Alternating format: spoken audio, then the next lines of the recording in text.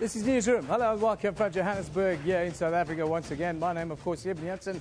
The show is always live and broadcast from our studios right here in Auckland Park. Don't forget, the entire show, 9 to 12, 3 hours, streamed live on YouTube, and you can watch it back later on demand on our YouTube channel. If you missed anything, interesting day's news ahead of us. Aline, what's happening on the social media front? Well, yeah, then exciting news from Facebook, and that's that a few African countries that didn't used to have Facebook will soon have access to the social media network. But this move is also being slammed by some, and we talk about why a bit later. Well, even coming up in the news, Donald Duck, DJ Donald Duck Sibula is in the dock today. We'll cover that. We'll also take a look at the coal mine strike, which is continuing. Plus, we have political funding in the spotlight. Yes, that's going to be an interesting discussion we'll have shortly. Thanks very much, Elvis. Kendall, before we start with the day's proceedings, good night for the Proteas last night. Absolutely a fantastic night. They've wrapped up their series out in India, the T20 Internationals, winning by a whole 6 wickets. But more about a lot of that a little later in the Sports Bulletin. Kendall, thank you very much. Yes, that's the tail of the tape. But as it is, Elvis is standing by to get the show on the road with the day's news.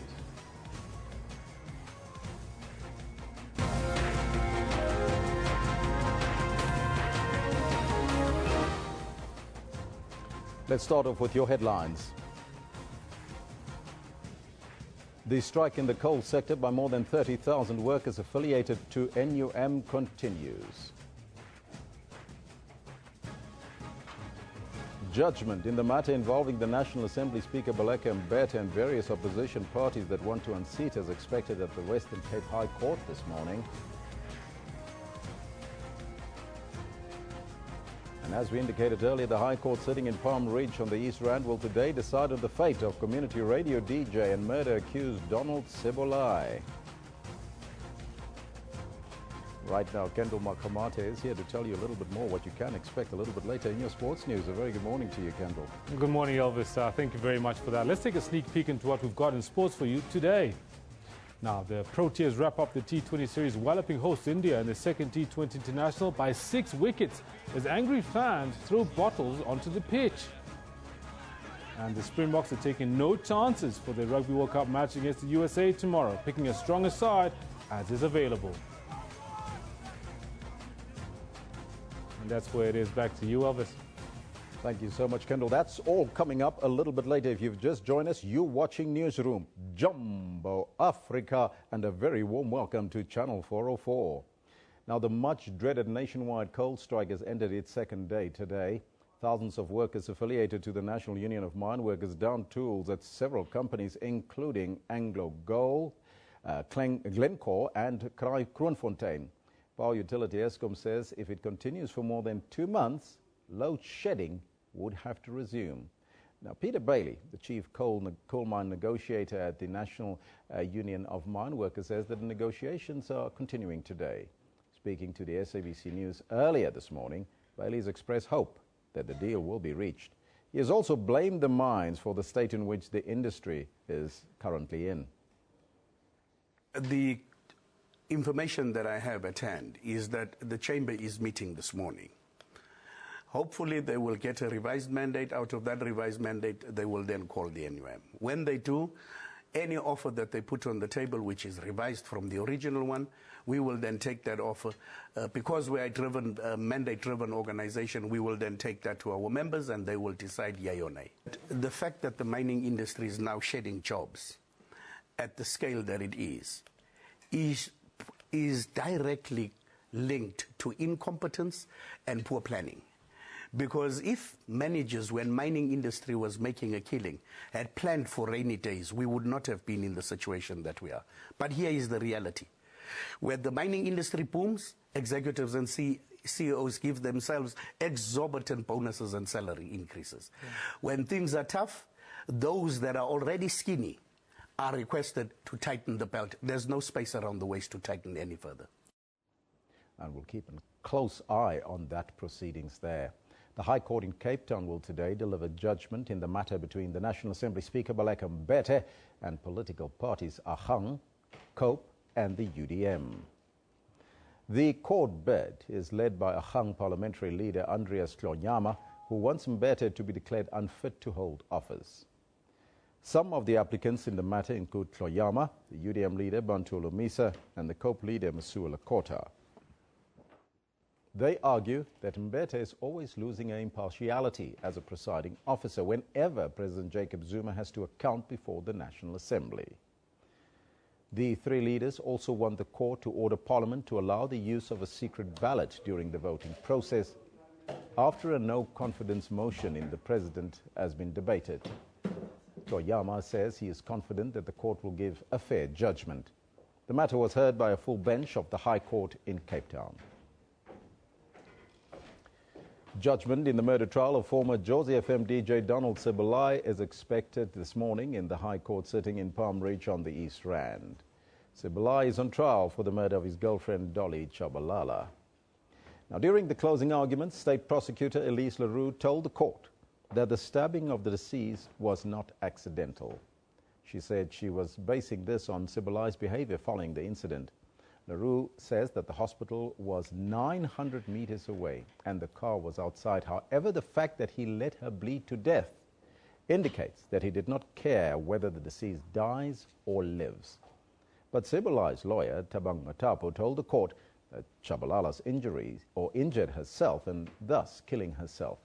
Matapo says that Sibilai had no intention of killing Chabalala.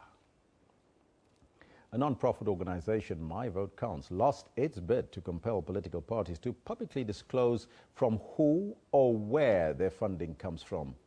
Currently, political parties are not obliged to disclose the sources of their private funding before, during or after a general election.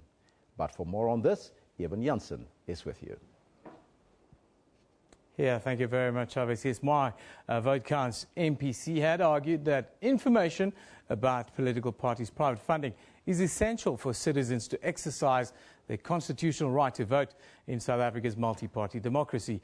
It wanted Parliament to change the law in addition to the wide general provisions of the Promotion of Access to Information Act to ensure regular disclosure by political parties of the sources of their private funding. Now, for analysis on this issue, we're joined from our Pretoria studios by Professor Shadrack Gutu. A very good morning to you, Professor. Thank you for joining us.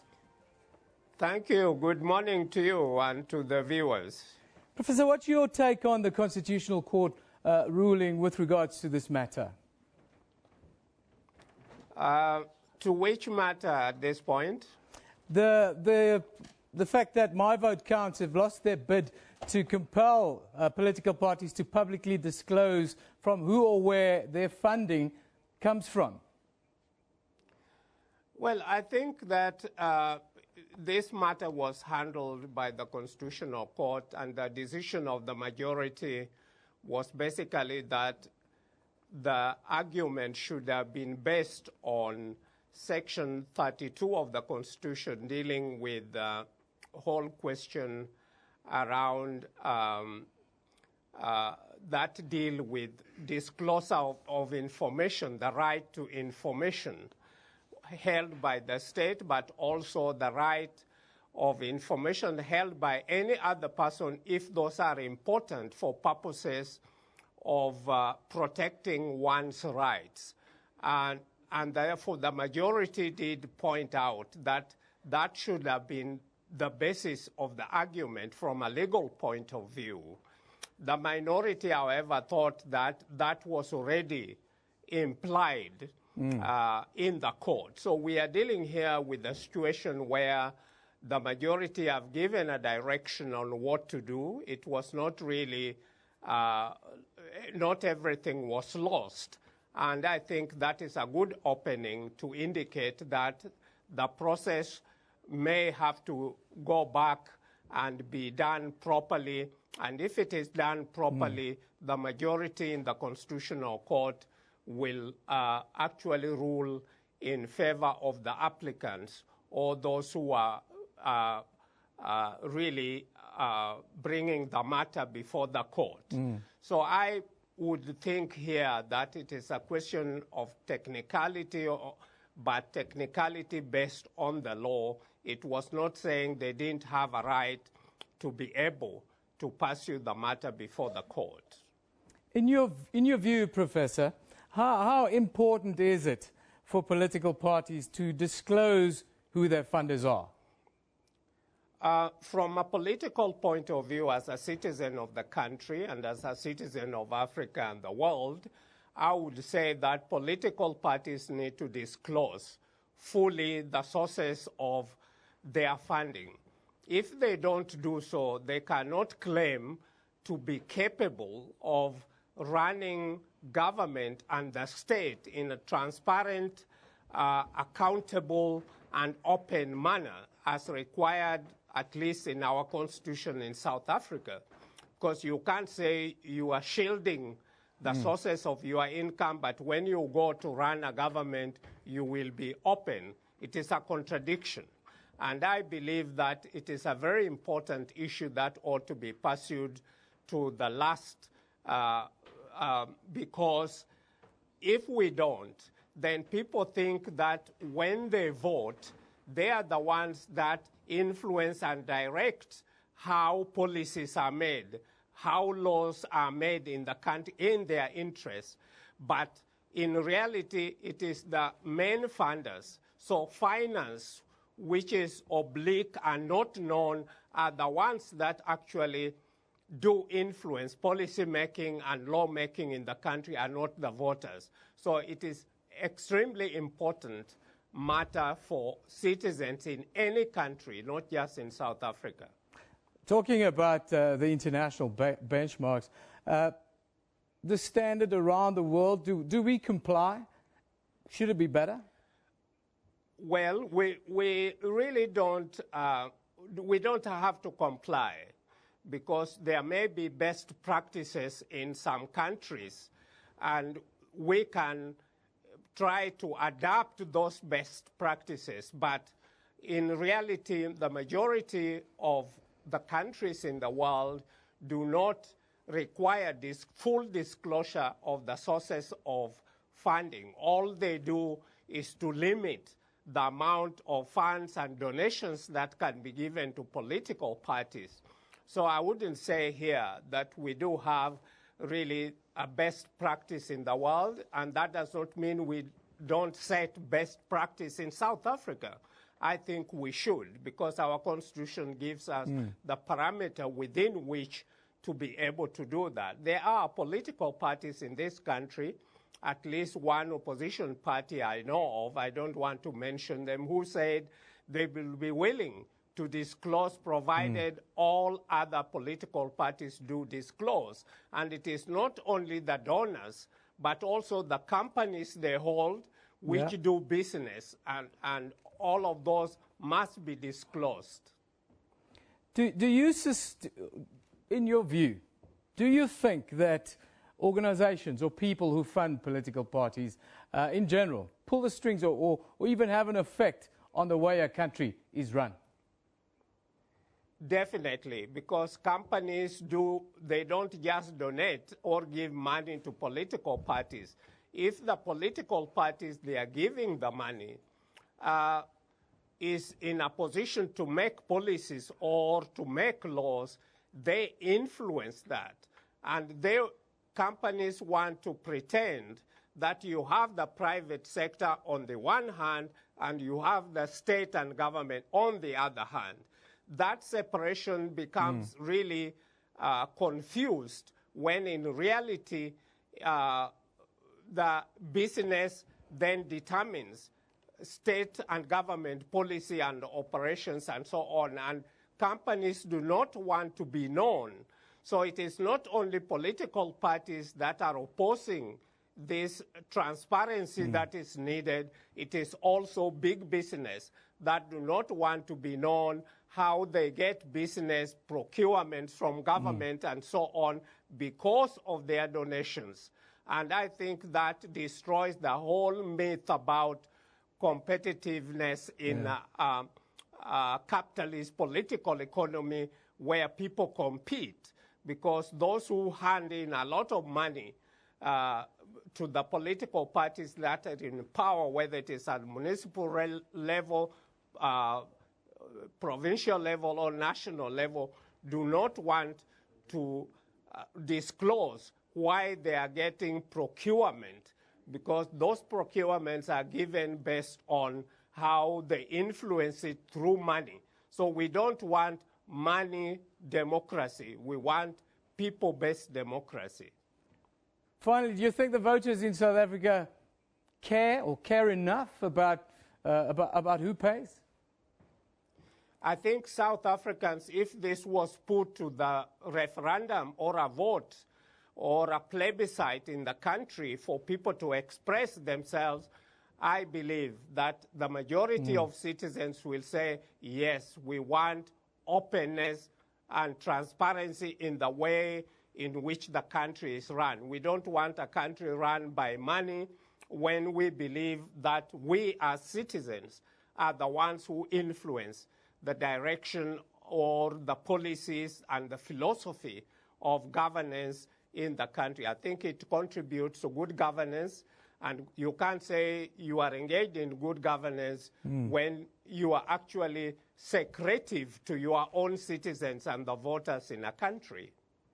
Professor Guto, thank you for joining us this morning. That's Professor Shadrack Guto coming to you live from the capital, Pretoria, talking about funding of political parties here in South Africa. Now, the country says it plans to approach the political body of the International Criminal Court to get clarity on the interpretation of the Rome Statute, Article 98. The article compels signatories to the statute to execute arrest warrants issued by the International Criminal Court. South Africa's International Relations and Cooperation Minister made the announcement at the Pan-African Parliament Summit in Johannesburg yesterday. South Africa's International Relations and Cooperation Minister, Maitengwana Mashabane, arriving to address the opening session of the Pan-African Parliament's 4th Assembly. The summit comes amid a storm regarding South Africa's failure to execute an international warrant of arrest for Sudanese President Omar al-Bashir. Al-Bashir attended the African Union Summit in Johannesburg earlier this year, and a furore erupted after South African officials refused to execute a warrant of arrest issued by the ICC. Instead, al-Bashir was allowed to leave the country. The issue again reared its head at last week's meeting of African ambassadors on the eve of the PAP summit. Then ambassadors lobbied for the PAP to decline a request by the ICC to be included in the summit's official program. Members of the diplomatic corps, led by Sudan's ambassador, voted not to allow the ICC to address the Pan-African Parliament's 4th Parliament. Sudan reiterated its position of non-cooperation with the ICC at the United Nations Head of State Summit in New York last week. It's against this backdrop that South Africa's Minister of International Relations and Cooperation addressed the opening of the PAP's gathering.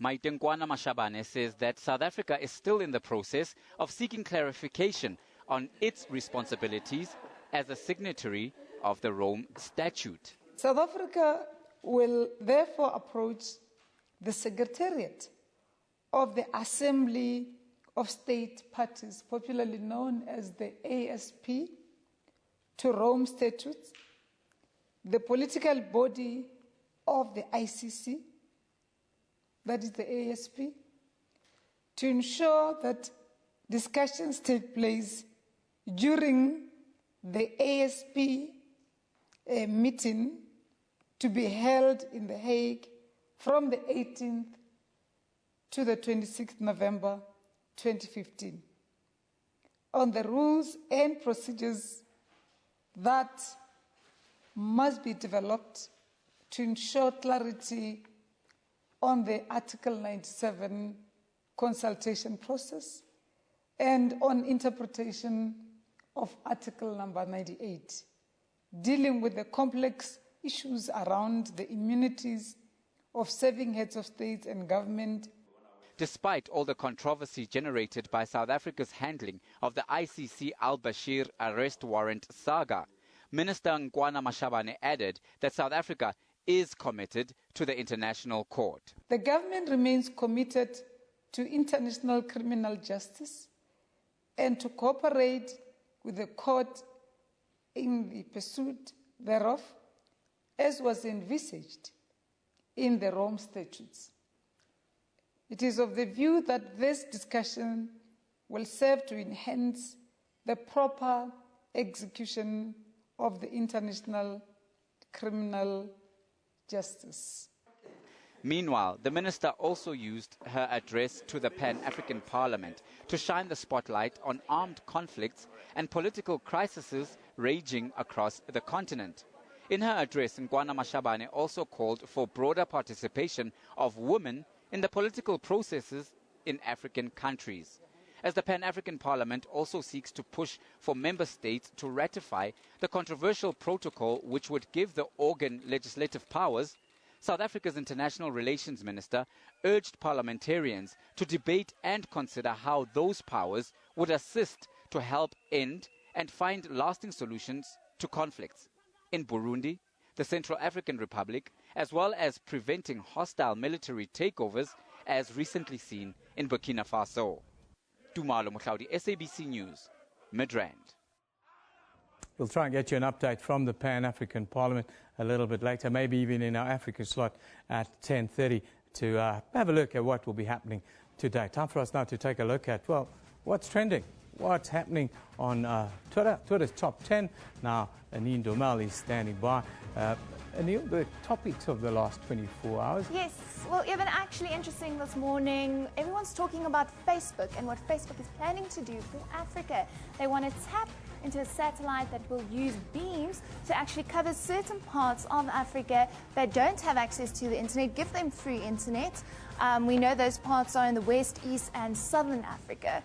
So this will be happening, we'll see in the second part of next year, 2016, we'll see this actually start taking place.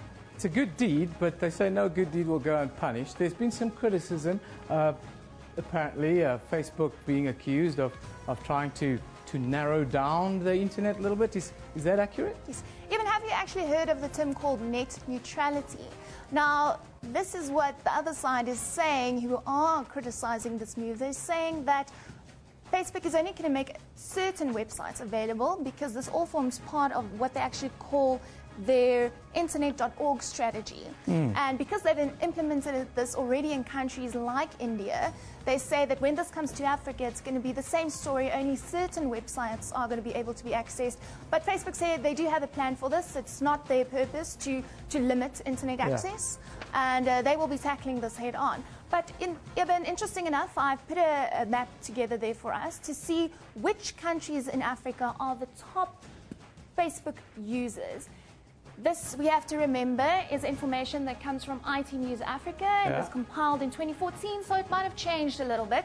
But Egypt coming in at the top with 1.3 million Facebook 13, users. actually, wow. Well, 13. 13 million, yeah. Yeah. That's Well, a big no, number. I think it is 1.3. I think graphics just put in dot over there. You'll see all the others are like No, South Africa's at 9.4. So, Yeah. 13 million. Wow, that's a lot. And look at all the other big countries over there. You've got Kenya, which we know is up and coming with their kind of technology and so on. We've got Nigeria, that's in third place with 5.3 million users in 2014. And we know, of course, like I say, these statistics might have changed, but it will be interesting to see what this new Facebook step brings for the rest of Africa. What countries we're going to see then on the map of internet and social media users. Eco-mobility has been a buzzword here in South Africa for the last couple of days. What's the latest with regards to it? What are people talking about on social media with regards to eco-mobility? Okay, Eben, so yesterday we know it was officially the first day of roads being closed. Certain roads in and around Sandton. Mixed reactions on social media. Yesterday we did take a closer look at that. But don't forget that this entire month we're going to be celebrating the Eco-Mobility Festival. So you'll see on your screen, yesterday already a fashion show took place. 4th of October, Streets Live opening ceremony. 11th of October, well, that's already taken place, the 4th at least. 11th of October, Road Safety Family Day, Freedom Ride Josie, Sports Weekend. I know we're going to also be able to watch the rugby later on, and there's going to be a Joburg Carnival actually towards the end of the month, which is on the next slide over there. So just keep these kind of dates in mind, because it's not just about walking around, using your bike. It's all about coming together as the city of Johannesburg and enjoying this whole process and this whole month. Quickly, what else is happening on, especially on Twitter? Well, Twitter, not really anything too serious trending this morning, Evan. We've got Tuesday. Do you know what Tuesday is? Hashtag Tuesday? Tuesday. I thought it was October. October is still the campaign running throughout the month. But Tuesday is, instead of chew, it's choose. And that's just being all optimistic about life, I guess.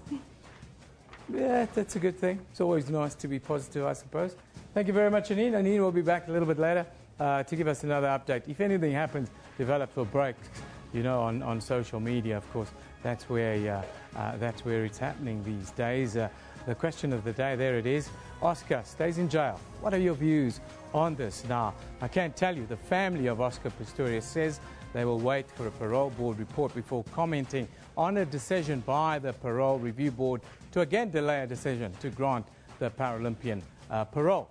Pistorius was initially expected to be released on correctional supervision on the 21st of last month, but Justice Minister Michael Masuta intervened at the last minute, blocking it. The parole review board has recommended that the jailed Paralympian be sent for psychotherapy now. The views have been varied, and quite a few of them are around on social media the last couple of days. Heather Melchizedek says, I'm a mother and I would trust Oscar Pistorius with my daughter's life. He's a scapegoat for the cause of gender violence, says Heather. Wow, that's an interesting view. Maja Ivane says, Oscar Pistorius to remain behind bars. Thank you. Ntutuko Ndima says, justice delayed is justice denied. Talking about Oscar Pistorius, of course.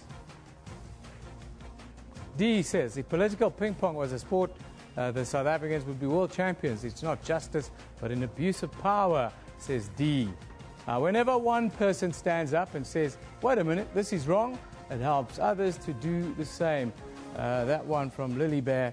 Isn't it time those in the legal profession who know this is all wrong stood up to be counted? Talking about Oscar Pistorius. Still a lot of support, as you can see on social media, for the Paralympian. Now, today's picture of the day. This one comes from Livemint, and it's captioned, Guatemala landslide. At least 152 people dead and more than 300 missing. There you can see in that landslide. Horrific story that is. Take a look at what's happening on the front pages from around the globe. We start in Europe with the Times reports that mass immigration is making it impossible to build a cohesive society in Britain.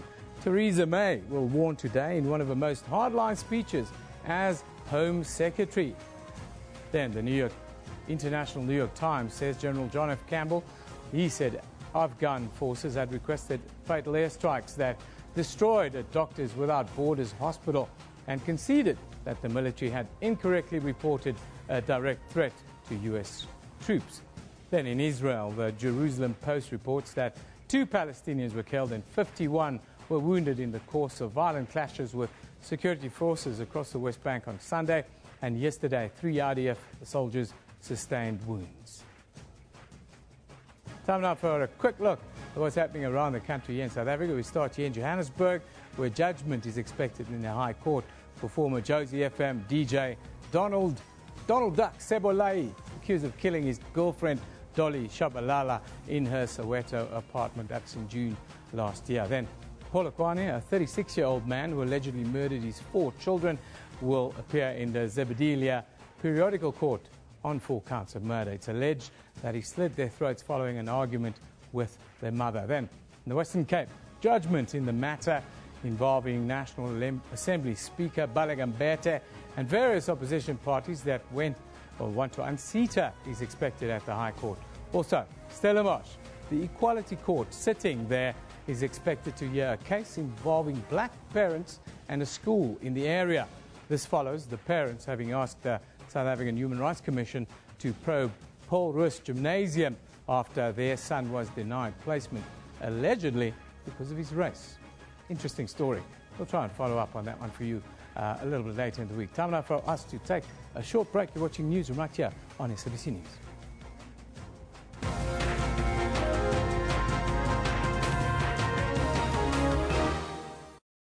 SABC brings to you Rugby World Cup 2015.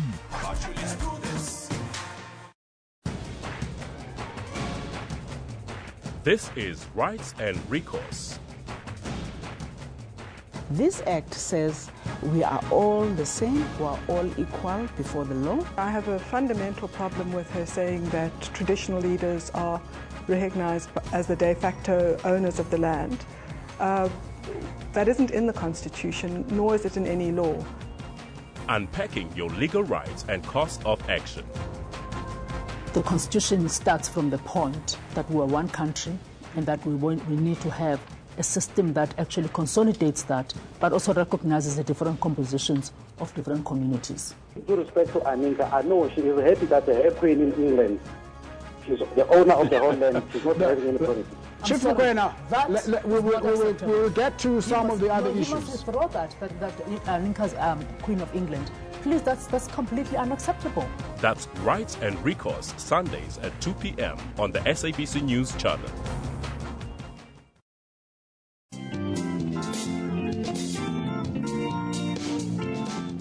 Makamelo Sekhuntse, one strong woman who said no to hunger. She never allowed circumstances to pull her down. At daybreak, she is up and running in the streets of Johannesburg to make her living. After 12 hours of hard work, she goes back home being able to put food on the table. Join me, Bule Molebatsi, on your show about those who take on and conquer life challenges every Saturday at 5:30.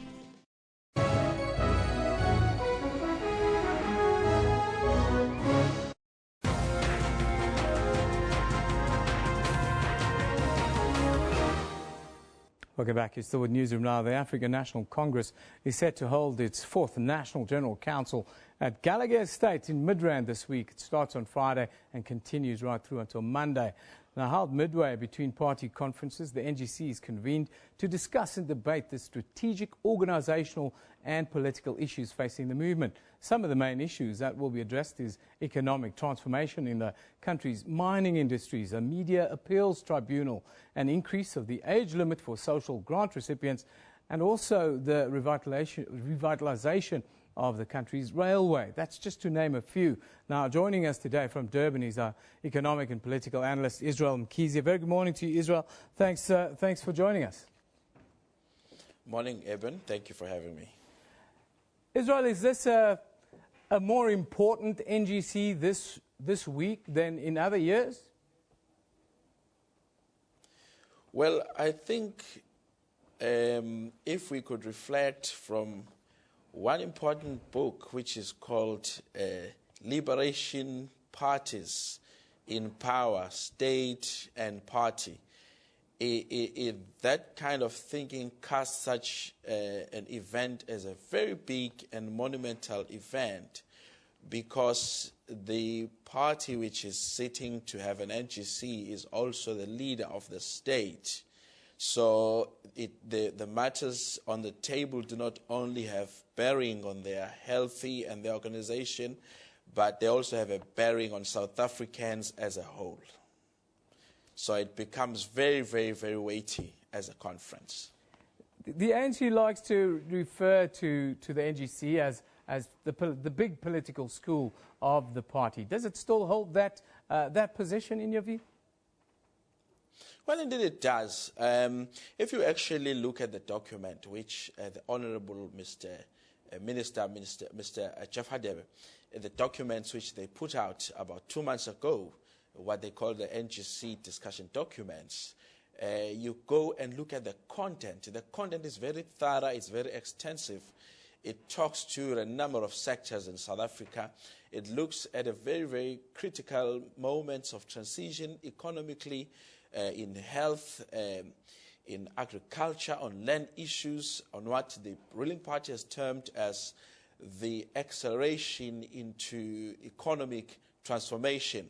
So when you look at the content, it's very dense. So it then invites a certain level of intellectual acumen, if you will, and a certain level of policy awareness, because the matters that are going to be discussed, as they have been put in public, they also talk to the different departments of government and how they are going to be moving forward, what they've analyzed and termed the balance of forces, the review of the South African internal socio-economic conditions, the African question, and also sections on international relations, the balance of forces at that level. I mean, you also look at an analysis of the blocks, so what we call, for instance, your BRICS and relationships, other economic trade zones. So it's a very dense document, it's a very detailed, so it looks to me that it's going to invite really a robust intellectual discourse. The ANC is also forging ahead with the setting up of a media appeals tribunal, arguing that, like broadcast media is accountable to ICASA, the press also needs to account to an outside body. What is your view? What is the process? And when do you think this will come into effect? Well, it's still an ongoing debate. As we saw that last week, the Honourable South African Communist Party sat down to also hold its view. I mean, it's sitting to cast out a view on their position. And the Honourable Minister of Higher Education, who's also the head of the South African Communist Party, made a very interesting comment to say that the tribunal body should be independent and not be owned by government.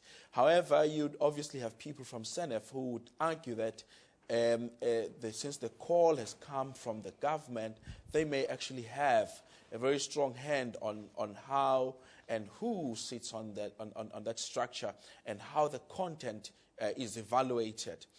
I wish to remind you that if you look at the history of what society would consume as being sent out by the media, I mean, even at international level, where there are zones, I mean, I'll take for you the Middle East case, you find that even at international level, there would be complaints that the coverage of the media would be aligned to a particular political line, which does not perhaps favor a particular faction or a particular group and project a certain view. So I think that the discourse around the question of media transformation is on that. But again, as I'm quoting the Honourable Minister of Education, who said that body must be independent, it remains to be seen how it will be structured. Thank you very much, Israel Mkhize. That's economic and political analyst. Israel will be with us a little bit later in the week to give us more views, as, of course, we build up to the NGC starts here at Gadigal Estate in Midrand Jaya, close to Johannesburg, on Friday this week, runs through until Monday. Now, new information has emerged in the Bob Hewitt case. It's believed that the former tennis champion's rape accusers discussed whether they had a criminal case against him before the trial if penetration had not occurred. Now, SABC News is in possession of documents showing that the three women who accused former tennis champion Bob Hewitt of rape and sexual assault may have colluded prior to his trial. It's a sensational development in this very high-profile trial. Of course, you've seen the civil case that the ruling in the civil matter in the U.S. has also compounded the matter. But let's have a look at some of the comments with regards to this. 27 April says, how did the prosecution miss such evidence during the investigation? Was this deliberate to make sure Bob Hewitt gets away with rape? Ask Clamelo. Jacques Cubidu. In tennis language, it's now advantage to Bob Hewitt. Says that one from Jacques Cubidu. Don't really know if it is. B613 agent says Bob Hewitt. In the correspondence, both women discussed the definition of rape almost 3 years before the trial. Interesting development, really interesting development in what has been a sensational trial here in South Africa. Now, let's take a look at what is happening on Newsroom's Facebook page today. The strike in the coal sector by more than 30,000 workers affiliated to the National Union of Mine Workers is continuing. On Sunday, workers downed tools after management and the unions failed to reach a wage agreement. Then Ghana's government suspended 7 out of 12 High Court judges yesterday in the wake of allegations of bribery stemming from a documentary made by an investigative journalist. And the United States and NATO denounced Russia yesterday for violating Turkish airspace, and Ankara threatened to respond, reporting 2 incursions in 2 days and raising the prospect of direct confrontation between the former Cold War adversaries. Interesting story, that is. Time for us to take another break. You're watching Newsroom right here on SABC News.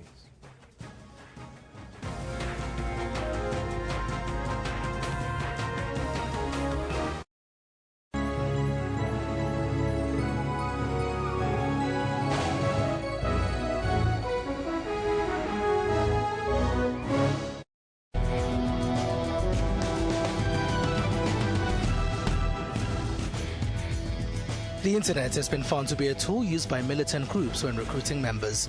This has forced governments to create tighter internet laws. Technology has also been used to call for social change, as was the case with the abducted Nigerian girls. The people on social media are some of the society's most influential.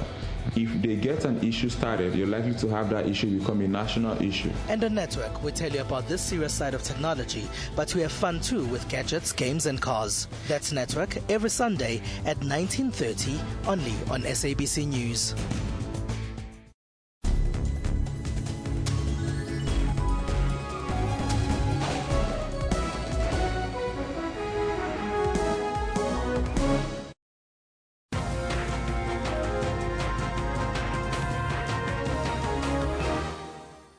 Welcome back. Now, low rainfall might soon result in what is known as water shedding in the Western Cape. This is farmers in the area struggling to cope with one of the driest periods in the province in recent memory. Millions of rands could be lost if solutions like water restrictions aren't on the cards. But to tell us a little bit more, we joined from Cape Town by Agri SA's Vice President, Kurt Klaassen. He's asked to be interviewed in his mother tongue. I'll try and translate as best as I can. Goeiemôre, meneer Klaassen. Goeiemôre. Die damvlakke sê is die laagste in 20 jaar, is dit waar? Ja, die damvlakke is geweldig laag as gevolg van die droogte situasie wat ons het, dat ons nie winterreën gekry het nie. Dit is een van in die laaste 80 jaar is dit die droogste jaar. So mense kan verwag dat daar nie veel afloop na die damme toe was nie, en dat ook die damme nie genoeg water gekry het nie as gevolg van feitelik geen sneeu op die berge nie.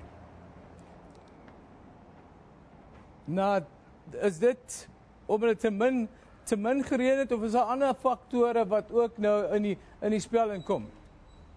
Kom ek stel dit so, as ons provinsie sou opdeel, die suidelike Kaap, dit wil sê van Caledon af na Swellendam se kant toe, is dit normaal. Dit het normaal gereën, die damme het genoeg water, die graan is baie mooi. Dan die probleem lê in die westelike gebiede. Dit wil sê van die Sandveld af, Vredenburg, Hopefield, Darling, Piketberg, daai dele is geweldig droog. Soveel so dat boere die graan afsny en nou gaan voer vir vee. En dan nou die Mamas by die Riebeek Wes en af na die Kaap toe self het omtrent 50% oesverlies. So jy kan dink het 'n enorme impak op die boere self, maar ook 'n enorme impak op die dorpe in daardie spesifieke gebiede. So ek wil net weer herhaal dat dit is geweldig droog in die westelike streke van die provinsie, en dat daar waarskynlik dan nou opgetree sal moet word om boere hierdie oorbrugging te bring. Meneer Klaassen, ek wil net gou I just want to tell the viewers that Mr. Klaassen is saying, for those of you watching elsewhere on the continent, that dam levels are at an 80-year low year in the Western Cape in South Africa. Also, 50% of crops are at risk. It's simply the driest period. Wat van beurtwater, meneer Klaassen, is dit nou wat ons gaan sien in die volgende weke en maande, en is daar genoeg water om ons deur die somertyd te sien? Jy sien wat ons nie kan sê nie, is wat nou kan gebeur vorentoe in die volgende maand of 2, 3. Maar die reëntyd in die Kaap is verby. Dit is verby, en dat daar nog reëngeval sal val is onwaarskynlik. Die bekommernis is egter ook dat die El Niño verskynsel wat in die noordelike gebiede van ons land is, kan afbeweeg na die Kaap toe, en dat dit wel hier die droogte nog kan vererger. So daar lê vir ons 'n baie slegte somer voor, ten opsigte ook van die vee, en dan van die damme wat waarskynlik nie gaan water kry nie, en dat boere nie genoeg groente gaan aanplant nie. Hulle sal die water wat hulle het tot hulle beskikking net kan gebruik vir miskien vir vrugtebome, maar daar nie genoeg water sal wees vir enige iets anders nie. Wat van die impak op die ekonomie daar in die Wes-Kaap en wat sê die boere? Kom ek stel dit so, die boere is redelik moedeloos en 'n mens moet eerlik sê, die boere het dit nie verwag nie as gevolg van die feit dat dit eenmal die eerste keer in 80 jaar is dat dit weer gebeur. So die boere is baie bekommerd. Hulle weet nie hoe hulle dit gaan oorkom nie. En dan moet ek ook daar byvoeg dat die dorpe in spesifiek in die platlandse gebiede, ek dink hulle gaan deur diep druwe gaan. Hulle gaan swaar kry as gevolg van die ekonomie wat 'n totale insinking gaan ervaar daar in hierdie platlandse gebiede, dorpe. Dit gaan nou soos dokters en apteke en kerke en al die dinge wat 'n groot impak gaan ervaar van die droogte in daai spesifieke gebiede. Meneer Klaasen, baie dankie vir die bydrae. Alles van beste, ons hoop dit reën baie nou in die volgende maand daar in die Kaap. Ons waardeer dit. Baie dankie vir die hulp. That was the Vice President of Agri-SA down in the Western Cape. He's saying that, well, the farmers have just about lost hope now as it continues to be very, very dry there now. The man who's going to bring us the good news and tell us that there's going to be some rain coming in the next couple of weeks for the farmers down in the Western Cape. Is it going to be no? Ek dink so nie. Ek dink dit gaan nog droog wees vir nog 'n paar dae, but then hopefully it will get better. Over the western side of the country, it's going to be clear up until the end of the week.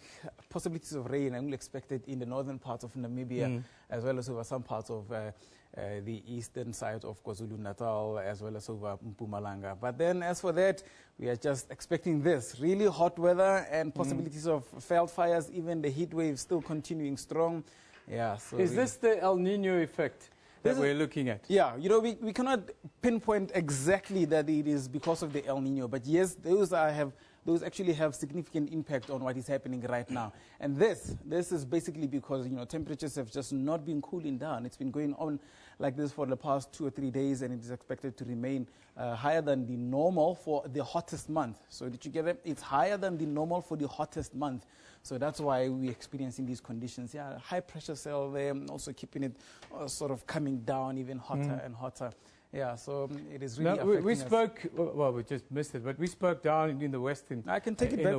Just take it back quickly. Okay, just 1 second. I just want to sort of point out the sort of area where they're really battling with drought is around here. Why is it so dry in this sort of period, but there's lots of rainfall sort of just 50 kilometers further south? Yeah, we must get it absolutely right, because there isn't really a lot of rainfall even in that area. There is some rainfall here. It's been coming in, and even during the winter months we had it, but not as much. And the problem is that it didn't really move on and spread across much of the Western Cape as it usually does, and also moving into the southern parts of the Northern Cape where you'd get the beautiful flowers just around this time of the year. So it just stayed away, and yes, the effects of the El Nino has taken place now. So it's bringing these heat conditions and the dry weather that we're expecting over the central parts, as you see indicated in the map there. And it's just continued. There's just no rain even, and we're expecting it, but it's not coming. Yeah, the rain isn't coming, especially in the northern parts of the country, because it's now the start of rainy season. October is normally the most beautiful month, and we're seeing no rain. What's your message to people who are battling to come to terms with this now, both at home, the gardens and so forth, but what's the do's and don'ts? Yeah, well, first of all, this is what you shouldn't do. Don't, vigorous exercising during the hottest part of the day. I mean, yesterday I saw somebody jogging just around 2:30, and it was really, really hot. Those could be very dangerous. Heat strokes are imminent. Yeah, and also we need to look out for our elderly and small children, babies. Don't drive too long distances in the middle of the day with babies because it gets so hot. Yeah, and also, just have your liquids as much as you can. Stay in shades. Avoid being outdoors in the direct sunlight, of course, very dangerous. And the outlook for this heat wave, I see it into the weekend. Pretty much into next week? Yeah, this is why I put this back up for you. This is just an hourly forecast for tomorrow, just so that you see some of the places that are severely affected. This is Lephalale. Look at the evening temperatures. This is 8 at night, right? And 24 degrees. Even that's quite high for the evening. I can't sleep. Lie in front of the fan. Bring me some ice, kind of. Exactly, and this is for warm. us now in Johannesburg. We're expecting around 2 o'clock, 33 to be just about the highest. 25, 8 o'clock at night.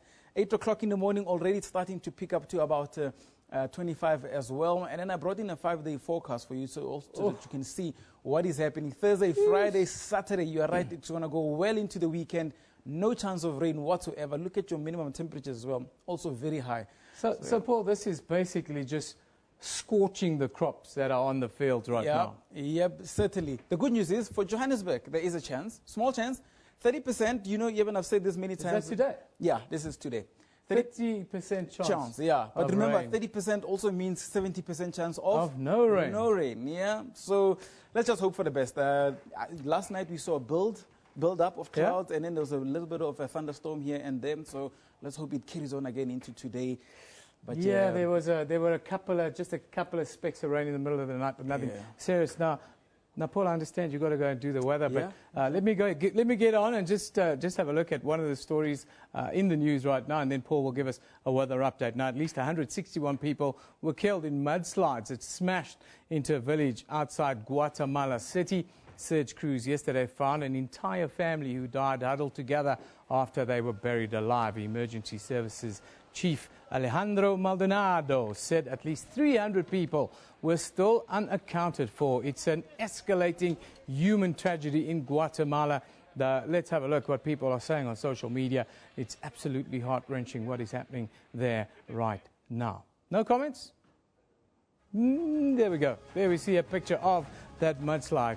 Entire villages just wiped off the face of the earth. As you heard, families. Guatemala News says Guatemala declares mudslide hit neighborhood uninhabitable, weighs in what to do with the area. There you see the kinds of damage. More than 160 people now confirmed dead in the massive Guatemala landslide. That's what's happening elsewhere in the world today. And look at the scale of the damage. Malta Today reports 161 people confirmed dead, more than 300 still unaccounted for.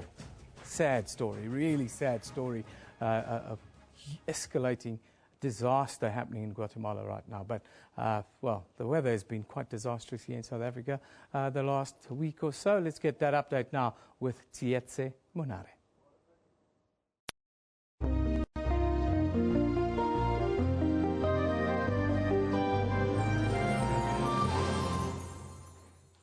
Hello there once again. Yes, it looks like these natural events are just causing havoc right across the world. Those landslides in Guatemala also deadly. Now, in terms of the weather, it is also looking like it's going to be deadly weather into some parts of South Africa. Really hot conditions. Just have a look at Skukuza for Thursday. 40 degrees your maximum temperatures there. Hot conditions. And it's starting to pick up from Wednesday, 37, 40, and then by Friday, 39. Not a big drop. And these really hot conditions are expected to dominate the central part of South Africa. Just have a look at this. Veld fires that we're expecting here, heat wave basically, and those could continue up until the weekend. So Friday could be the last day that we're seeing of this, and no chance of rainfall again towards the Western Cape. We're seeing less and lesser chance of rain along the western interior. For tomorrow, no chance at all of rain. In fact, over much of South Africa, there's a high pressure cell. We'll probably move in towards Johannesburg, and it's going to keep it clear and dry over the central regions. The only chance of rain is all the way towards that northeastern corner. It's basically very, very little chance of rain. Here are your temperatures once again for South Africa. Pretoria is expected to be into the mid-30s, going to the higher 30s. Hot weather is expected. Mbombela is at 29, and not far from Mbombela in the same province is Skukuza. Temperatures there at 37 degrees. And tomorrow it will go as high as 40 degrees. So please do be prepared and be extra careful on what you do, your outdoor activities, especially during the hottest times of the day, which is just between 12 and around 4:30. So please, rather stay under shade or indoors. Have your liquids ready with you. If you're going to be along the beach, cooler weather is expected for you, particularly towards George. If you're going to be in Riversdale, Cape Agulhas, temperatures are into the lower 20s. So really nice and cool weather is expected along this part. In fact, most of us, we should all just go down to the Western Cape and just chill there for a bit. Keetmanshoop is at 37 degrees, also getting hotter as you move into the central and the northern parts of Namibia. Have a look at conditions for Otjiwarongo, Omaruru, and Oshakati. The triple O's are in fact very hot for today at 38 degrees Rundu Enjoy joining them at 38, and then Maun, obviously, very hot, 39 is what you should expect. Sunny skies are expected for the east. A little bit of cloud cover towards the western side. You saw that band of moisture moving all the way towards the northern regions, and that's what's leading to a small chance of rain. Let's hope it comes through. And I'll wrap it up with Zimbabwe, Kariba, one of the hottest ones at 37. What you're seeing in Harare and the rest of Zimbabwe, in fact, is similar to the situation here in South Africa. That's why I leave it for the weather for now, but do stay tuned. I'll be back again later.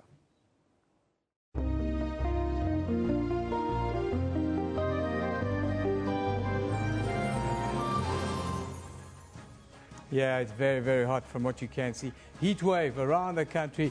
Don't exercise in the middle of the day and drink lots of water. That's what Tsietse Monare says. But obviously at the top of the hour now, the news update, 5 minutes on. Top of the hour, we'll keep with the coal strike as well as focus on the amendments to the Copyright Act.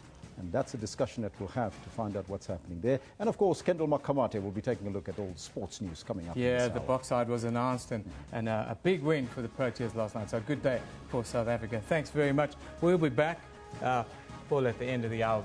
Elvis will be back at the top of the hour with a complete news update. See you then.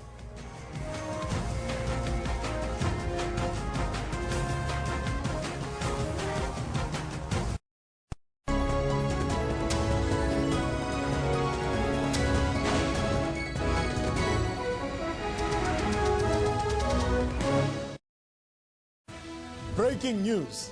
Clientele is giving more back to our clients. In fact, we are giving it all back. Yes, all your premiums, every single cent you ever paid, on top of your payout amount, in cash, tax-free. Our new Clientele Ultimate Dignity Plan pays all your premiums back. So let's say you take out 50,000 rands worth of funeral cover. We will pay the full 50,000 rands plus every single premium paid back in cash. Everything within 24 hours. This is a South African first. No one has ever offered you this before. Yes. We've been offering you affordable and convenient plans for more than 22 years. You have made us the people's brand. And now, we are the first to pay you all your money back. It's affordable. Plans start from only 120 rand per month. SMS payback to 47025 and we'll call you back.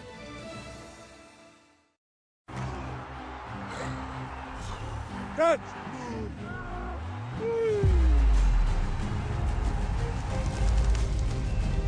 Point. Sit.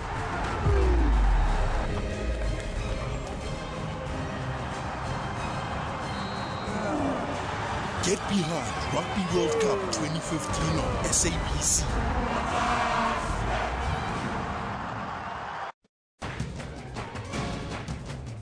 This is Rights and Recourse. This act says we are all the same, we are all equal before the law. I have a fundamental problem with her saying that traditional leaders are recognized as the de facto owners of the land. That isn't in the Constitution, nor is it in any law. Unpacking your legal rights and cost of action. The Constitution starts from the point that we are one country and that we need to have a system that actually consolidates that, but also recognizes the different compositions of different communities. With due respect to Aninka, I know she is happy that her queen in England, she's the owner of the whole land, she's not having any politics. Chief Mukwena, we will get to some of the other issues. You must withdraw that Aninka's Queen of England. Please, that's completely unacceptable.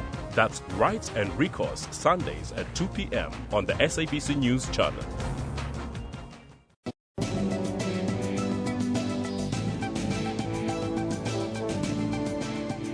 It is important for everyone to know food safety practices and make sure that their food is prepared safely from farm to the plate.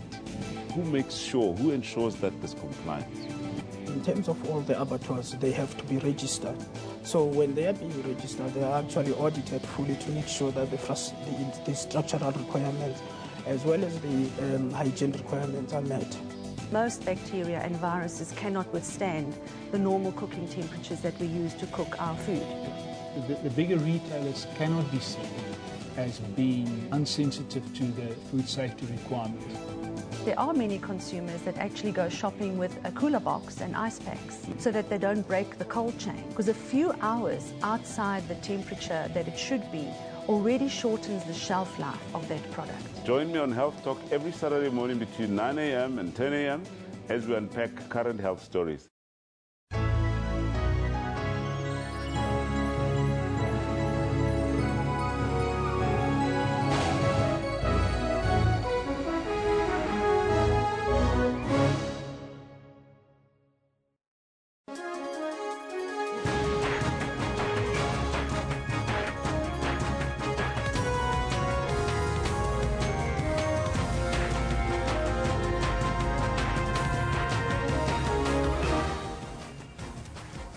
This is Newsroom. Welcome to the second hour. My name is Elvis Preston and we'll be with you until 12 o'clock. We'll be taking a look at your top stories this hour. But with me is our sports anchor, Kendall Makhamate. A very good morning to you. Good morning, Elvis. I'll be letting everybody know what the sneak preview is on the sports, so I'll let you do your headlines and then we'll do that. We'll do that. That's all coming up with Kendall short while, but right now let's take a look at all your headlines.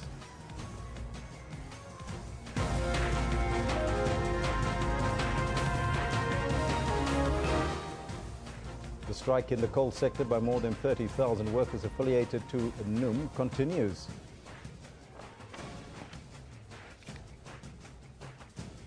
Judgment in the matter involving the National Assembly Speaker Baleka Mbete and various opposition parties that want to unseat her is expected at the Western Cape High Court this morning.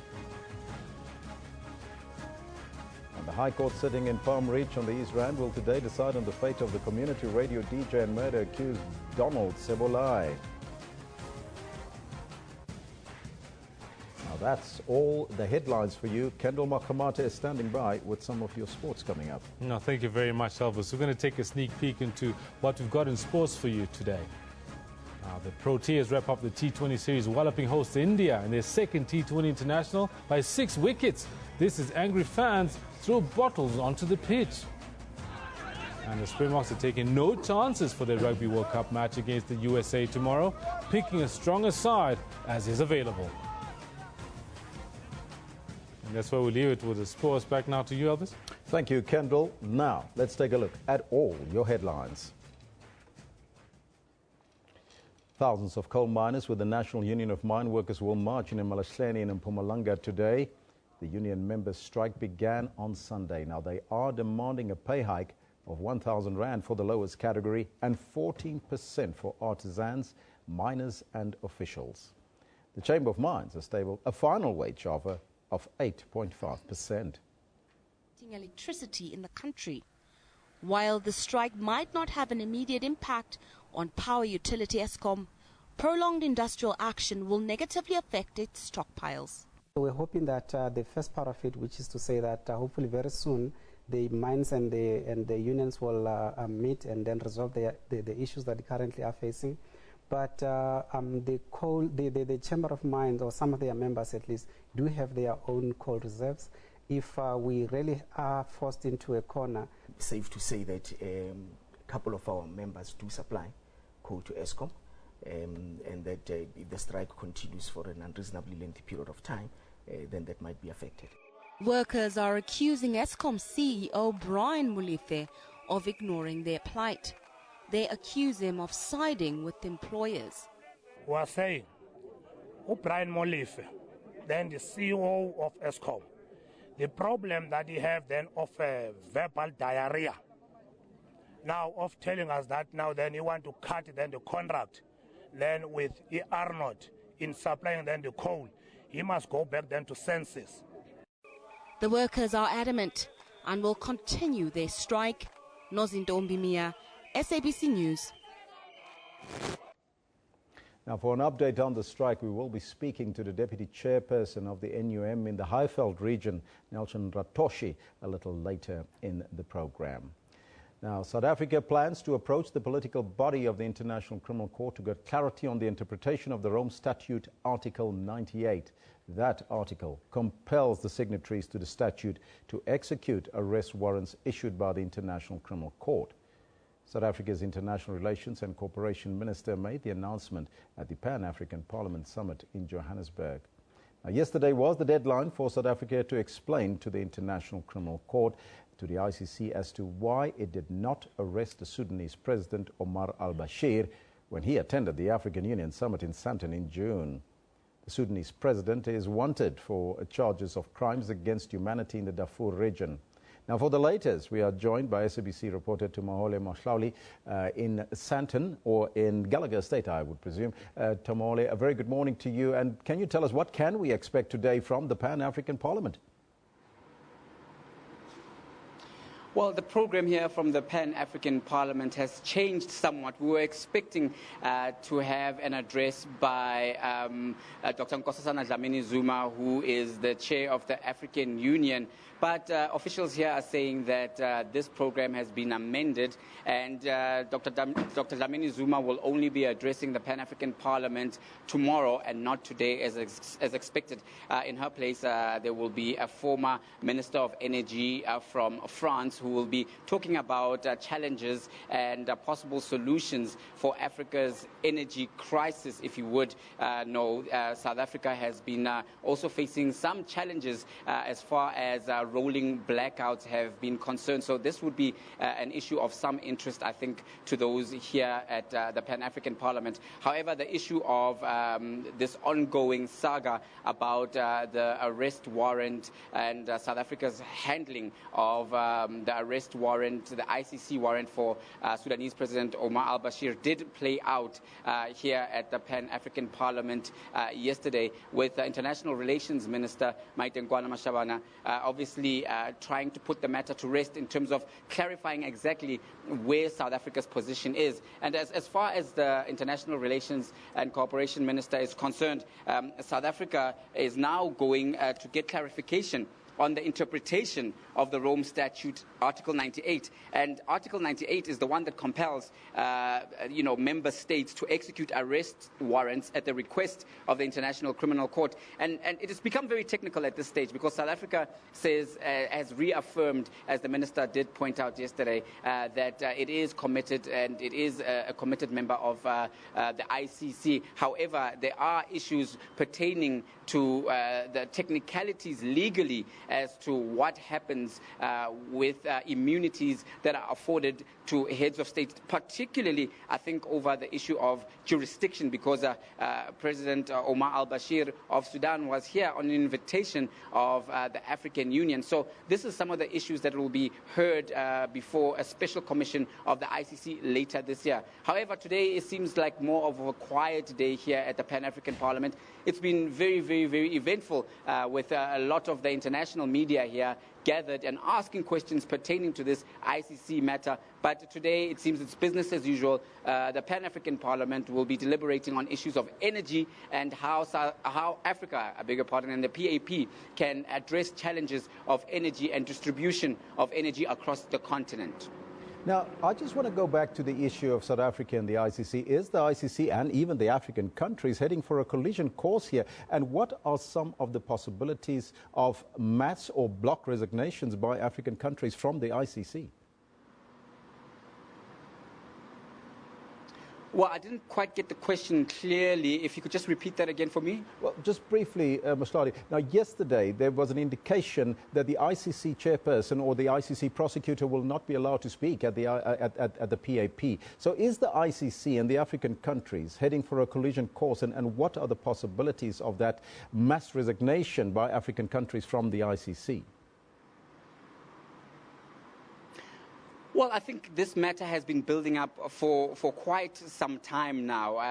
As far as African countries are concerned, particularly in terms of a position of the African Union, some African countries as member states of the African Union who have pushed this matter through to be a position have taken a position of non-compliance, which means non-participation.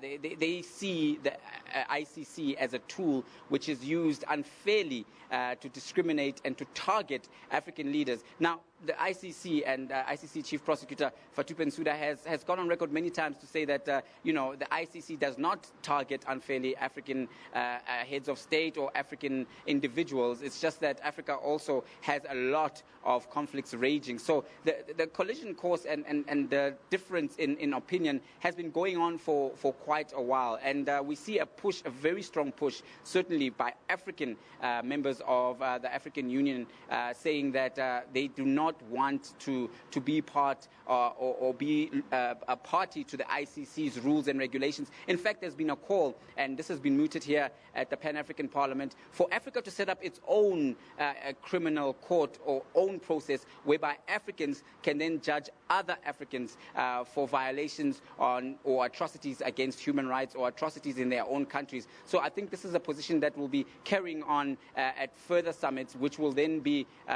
put further, and policies will be followed through, and this will be implemented. As to when this African court will find existence, this still remains to be seen at this stage. However, this is where the conversation is going, and I do suspect that the African position will be one moving from non-participation and cooperation to basically withdrawing completely from the ICC and setting up its own court process. Tumaoli, thank you so much for that update. That was our reporter, SABC reporter Tumaoli Mhlauli at Gallagher State at the PAP.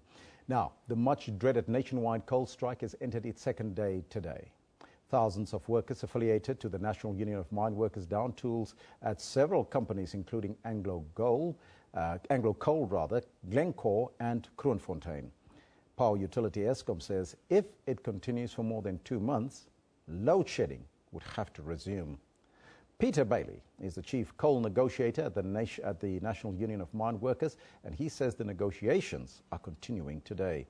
Speaking to the SABC News earlier this morning, Bailey has expressed hope that a deal will be reached. He has also blamed the mines for the state in which the country or the industry is currently in. The information that I have at hand is that the chamber is meeting this morning.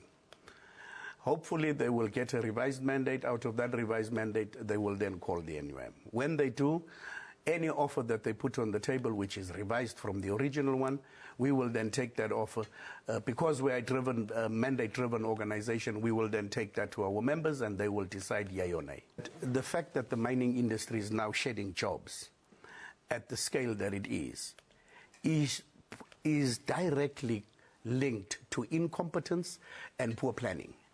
Because if managers, when mining industry was making a killing, had planned for rainy days, we would not have been in the situation that we are. But here is the reality. When the mining industry booms, executives and CEOs give themselves exorbitant bonuses and salary increases. Yeah. When things are tough, those that are already skinny are requested to tighten the belt. There's no space around the waist to tighten any further. The High Court in Cape Town will today deliver judgment in the matter between the National Assembly Speaker Baleka Mbete and political parties Ahang, COPE and the UDM. The court bid is led by Ahang parliamentary leader Andries Tloyama, who wants Mbete to be declared unfit to hold office. Some of the applicants in the matter include Tloyama, the UDM leader Bantu Olomisa and the COPE leader Masua Lekota. Now, they argue that Mbete is always losing her impartiality as a presiding officer whenever President Jacob Zuma has to account before the National Assembly. The three leaders also want the court to order Parliament to allow the use of a secret ballot during the voting process after a no-confidence motion in the President has been debated. Toyama says he is confident that the court will give a fair judgment. The matter was heard by a full bench of the High Court in Cape Town. Now, SADC facilitator Cyril Ramaphosa will today undertake a working visit to Maputo for a consultative meeting convened to discuss developments in Lesotho. Spokesperson for the Deputy President, Ronnie Momwepa, says that the meeting is part of ongoing SADC efforts to consolidate peace and stability in Lesotho. Tom Tabani is expected to face the SADC Commission in Lesotho. Now, for an update on this story, we're joined on the line by our SABC reporter Ntakwana Ngatana. Ngatana, a very good morning to you. And can you give us an update of what is currently happening in Lesotho? Good morning, Elvis. This morning, the Commission started with the testimony from one of the exiled opposition leaders, and that is the leader of the Basotho National Party, BNP, Tesele Masiribane. He is Thabane's ally, and they have been in South Africa. And this commission has come to South Africa, to Tabantry in the Free State, to hear testimony from these opposition leaders, their supporters who have also fled into South Africa, some soldiers that have fled into South Africa, as well as other civilians. And so that is expected to take the good part of this morning. We're on a break at the moment. And then following his testimony this morning, we're expecting to hear Tom Thabane testify before this commission. And that's a moment that's being waited for by a lot of people. We have a lot of his supporters who have already arrived here at the venue and are waiting for his testimony. Albus? Is there a lot of interest in this case, or do the people in Lesotho, do they also have faith in the commission, or don't they just care about this? Well, there is a lot of interest, that I can tell you. In fact, when the commission started in Lesotho, because there it was broadcast live on radio and television, a lot of people followed it on a daily basis, and the venue where it is held was full at all times. But now that it's moved here, and we've seen less interest in terms of people physically attending, but the radio stations are represented and the media from Lesotho are represented here, and they take the news back home to Lesotho to broadcast it to listeners there. And so here today, as I say, that's when we are now starting to see a lot of supporters of the leaders that are in exile in South Africa attending in person this commission. They're dressed in their party regalia from the Basotho Convention, and as well as the Basotho National Party. They're dressed in their colors and attending the proceedings today as their leaders testify before the commission. Elvis? Now, the talks have been ongoing, but how effective is our Deputy President Cyril Ramaphosa's involvement in the talks been so far, Ntakwana? Well, I will tell you this, Elvis. A lot of the witnesses that appear before this commission offer their opinions in terms of how they think he has done. And I can give you an example of yesterday's testimony by the leader of the Reformed Congress of Lesotho, Keketso Rantu. She was asked by one of the commissioners, Commissioner Mokotsi, whether she believed Lesotho would ever get off the SADC agenda in terms of countries that are troubled. And her response to that went directly to Mr. Ramaphosa's facilitation in Lesotho as well as SADC, and she specifically said that she didn't think it was effective. And she even said that, in fact, the reason that the commission is here, the reason that they are in exile, the reason that they're testifying in exile is because that facilitation was not effective. She even mentioned that in terms of the events in Lesotho, where the return of the security heads agents or the heads of security agencies that had been taken on leaves of absence after the facilitation by Mr. Ramaphosa, their return also bringing about a lot of unhappiness, where the first person to come back was the fired army commander, according to Tom Thabane. Radika Mudi was presented there by facilitator Deputy President Cyril Ramaphosa, where the other two heads of security agencies, the Commissioner of Police and the appointed army commander, had not returned at that time. And she indicated this as one of those things that showed that when those two came back, immediately they were fired by the new government, and Radika Mudi was reappointed by the new government. So she cited this as one of the reasons why she says that Lesotho is back in trouble as opposed to getting out of that trouble. Elvis? Now, former Prime Minister Tom Thabane is likely to be at the commission today and testify. What is he likely to say, you think? Well, as I say, a lot of his supporters are here dressed in their party regalia, and really people are waiting to hear what he has to say. And I'm sure those who are back in Lesotho are also waiting to get the news from their radio stations and respective media in terms of what he will say in front of this commission. But as I can tell you, it is really, really awaited his testimony before this commission. Elvis? Ntakwana, thank you so much for that update. That's our reporter, our SABC reporter, Ntakwana Ngetane, live from Lesotho. Now, it has emerged that the three women who accused the former tennis champion Bob Hewitt of rape and sexual assault may have colluded prior to his trial. In March, the Australian-born Hewitt was found guilty on 2 counts of rape and 1 of sexual assault. The 75-year-old was convicted of raping Teresa Tolkien and Sulen Sheehan in the 1980s and of sexually assaulting a third girl in the 1990s. Hewitt was sentenced to an effective 6 years in jail. He is currently under house arrest in the Eastern Cape, while awaiting his appeal.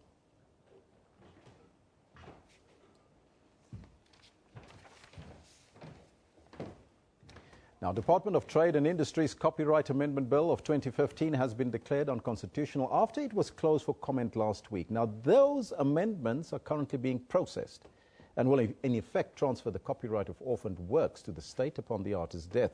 Now, this is at odds with the current legislation that ensures an author of any works enjoy the copyright during life and for 50 years after death.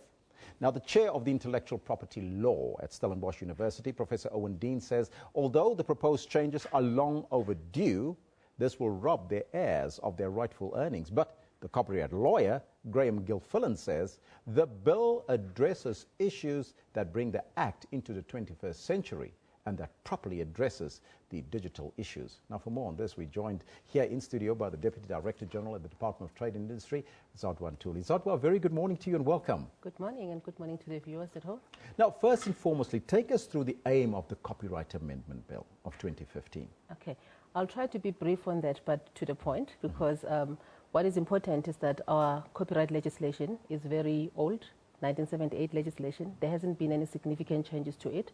So what we need to do now is to align our legislation to the international developments. A number of treaties have been signed where a few provisions could be introduced to give, for instance, access to education and so forth. We haven't done that. But also to deal with the development in technology, a number of loopholes have come up where actually people, when they get onto the net, they think that they don't have to respect copyright. So they think that the website is basically something that is free for all and there's no respect. So we need to put those parameters. And the third issue there is to also introduce a number of things around the exceptions and limitations. I will just say to you that key to these amendments is really that updating of the legislation. So what we are focusing on right now is issues around the exceptions and limitations that will do, for instance, if people have disabilities, they can reproduce work and translate work without necessarily having to pay a royalty or paying a fee because of that impediment. So what this legislation is saying that it introduces a framework within which that can be done so that it does not get to be abused. So it creates that framework. So it's access to education, but also access to information by people with disabilities, people that can't read, for instance, or have hearing impairment. And then the second aspect that we are dealing with, which has been a serious issue in South Africa, is the issue of royalties. Royalty collection, royalty management, and distribution of royalties that are collected by collecting societies. At this point, collecting societies are self-regulating. So they collect on behalf of the creators, and then they then further distribute that. So there has been challenges. So the amendments are putting a framework based on the recommendations that have been put by the Falam Commission, which was commissioned by the Minister, which had a number of recommendations, but key to that is this one. Yes. And the third element is the issue around fair contract terms. A number of artists are very vulnerable. So when they do engage in contracts, and they are negotiating contracts, they are at a position where they can make demands. So this legislation is trying to bring in a regime that is going to say these are the types of contracts that you cannot, provisions that you cannot enforce in the legislation. But there is some concerns. Yes. Many in the law fraternity say that copyright law has been in need of the update, so they agree with that over the last 2 decades. And others argue that this is hardly an update, there's an update needed, because they say there is a problem in terms of the copyright that infringe basically on the right of the artist. Your thoughts on that? Yes, we do agree. I think everybody shares the sentiment that this needs to be amended. I think where we differ is what needs to be in the draft. And it's for that reason that the bill was out for public comment. So we're not in a space where we are debating and arguing with the public. The stakeholders should give us that information. We will then refine, and then so that we make sure that the bill ultimately serves the purpose that is intended to. So is it intended to protect the artist's rights? One of the things that is being said is that the bill is going to take away the right of the creator, the owner, or the author, which is there. I mean, obviously, in copyright, what you have is that you have protection for the rest of your life and 50 years thereafter. Yes. That remains. There is no interference with that. However, what we are dealing with is the issue around orphan work. The orphan work is the work which we don't know who the owner is, where we don't know or we can't locate the owner even after a diligent search. And then the third aspect is where a person has died and the heirs of that person cannot be located. So the work remains orphan. So if there are people that want to utilize that work, this bill is now providing a framework within which then you can utilize the orphan work, so that you can use it within the same parameters where you appreciate it, you acknowledge it, and where there's a royalty to be paid, you still pay for it. So where does that money go and who monitors that? We're saying that that kind of ownership must vest in the state until the owner of that work is identified. So that is what that is talking about. So when we're talking about other artists, when you mention names, that's not often work because you know who the person is. Yes. Now, how will the bill address the issue of artists dying in poverty? Remember, it's not only the bill. We're looking at the entire framework. Yes. So as the Department of Trade and Industry, we're looking at also developing the industry. So there are separate interventions that are not legislation. So we're looking at incentives, for instance, especially for the music industry. We're looking for incentives that can help the industry in South Africa to develop, because you need capital to create whatever what can I say, the assets that you need to be in this industry. So we will have incentives for that. That process is underway. It was done already. There's a strategy that has been finalized and adopted, which will create, in the same way that you see films in South Africa now thriving, is because we have a film incentive where we develop our own local industry. Now, we don't have much time, but just in closing, the written comments is closed. What now next will happen? Okay, we will then refine. We, in fact, as today, I'm told that we received 2 other written comments, which is good. So that process will close, and then what we'll do is that we'll refine the bill. We'll also go back to the experts and ask them to look at it again, and then we'll then take it into Parliament. It will go into Parliament, introduced into Parliament. In Parliament, Parliament will publish it again for public comments. So stakeholders will have another opportunity to see if the things that they've raised have been addressed, and then raise them again in Parliament if they feel they've not been adequately addressed.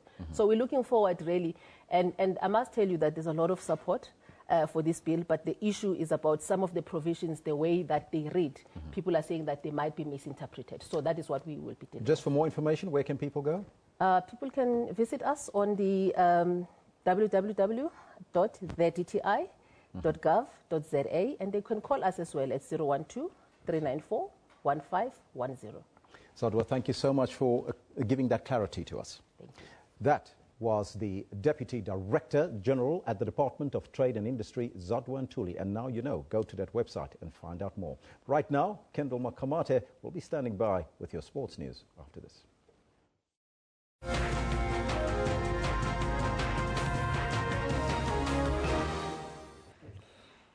Thank you very much, Elvis. I'm Kendall Makamat, and I've got your sports. Now, South Africa's fiery bowling and electric fielding restricted hosts India to their second lowest T20 score of 92 runs, as the visitors won the second match by 6 wickets amid crowd trouble to bag the series after just 2 matches.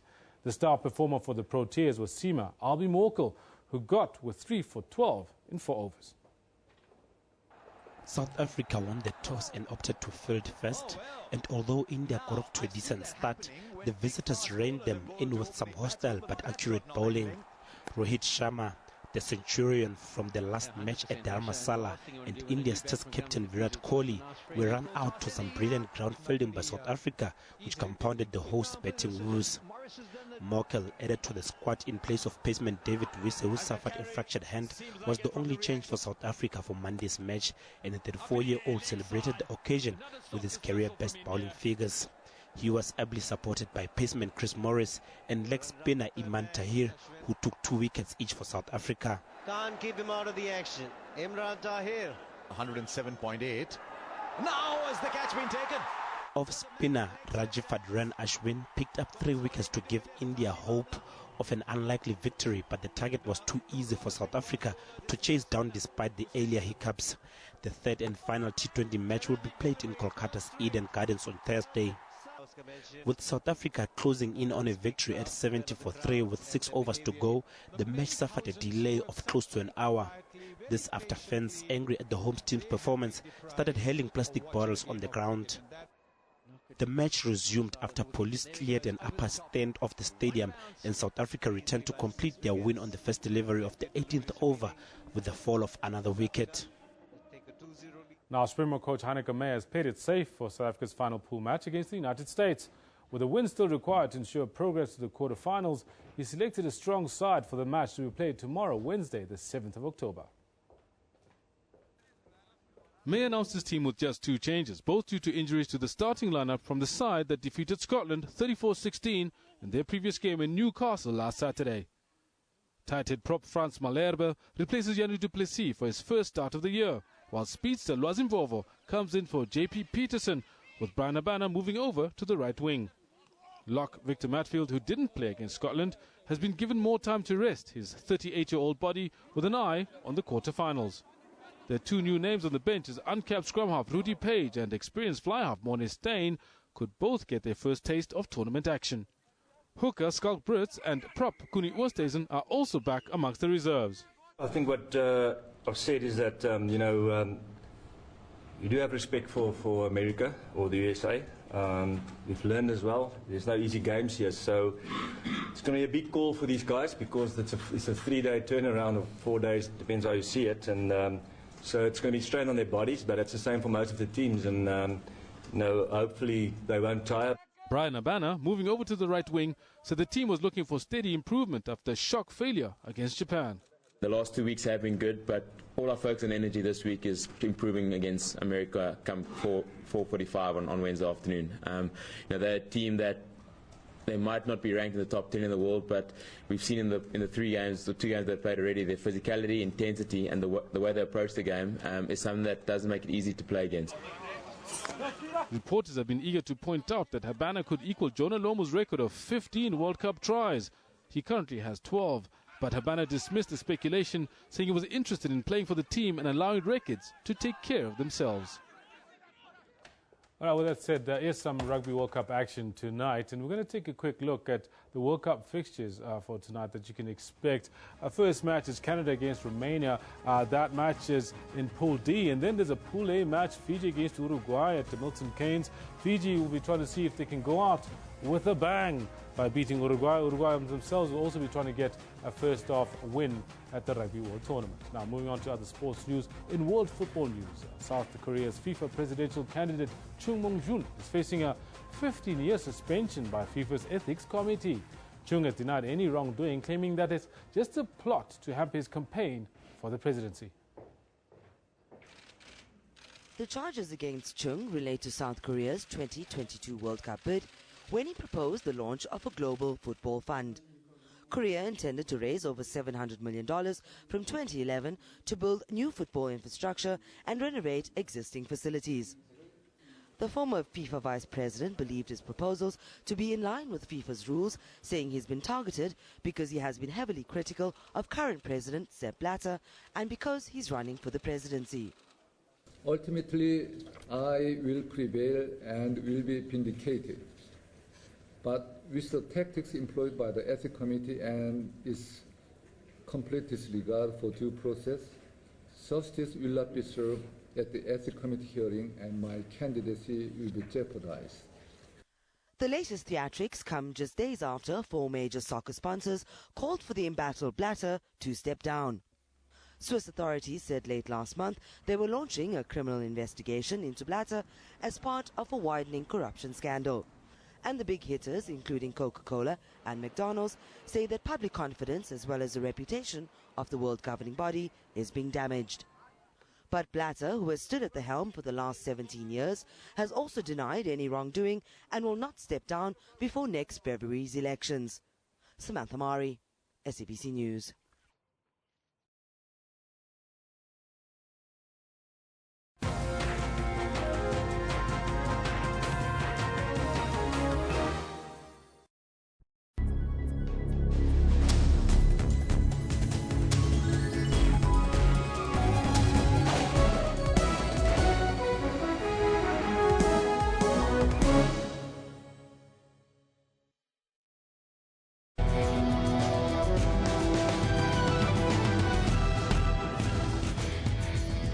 The internet has been found to be a tool used by militant groups when recruiting members.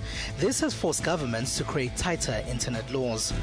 Technology has also been used to call for social change, as was the case with the abducted Nigerian girls. The people on social media are some of the society's most influential. If they get an issue started, you're likely to have that issue become a national issue. And on Network, we tell you about this serious side of technology, but we have fun too with gadgets, games and cars. That's Network every Sunday at 19:30, only on SABC News.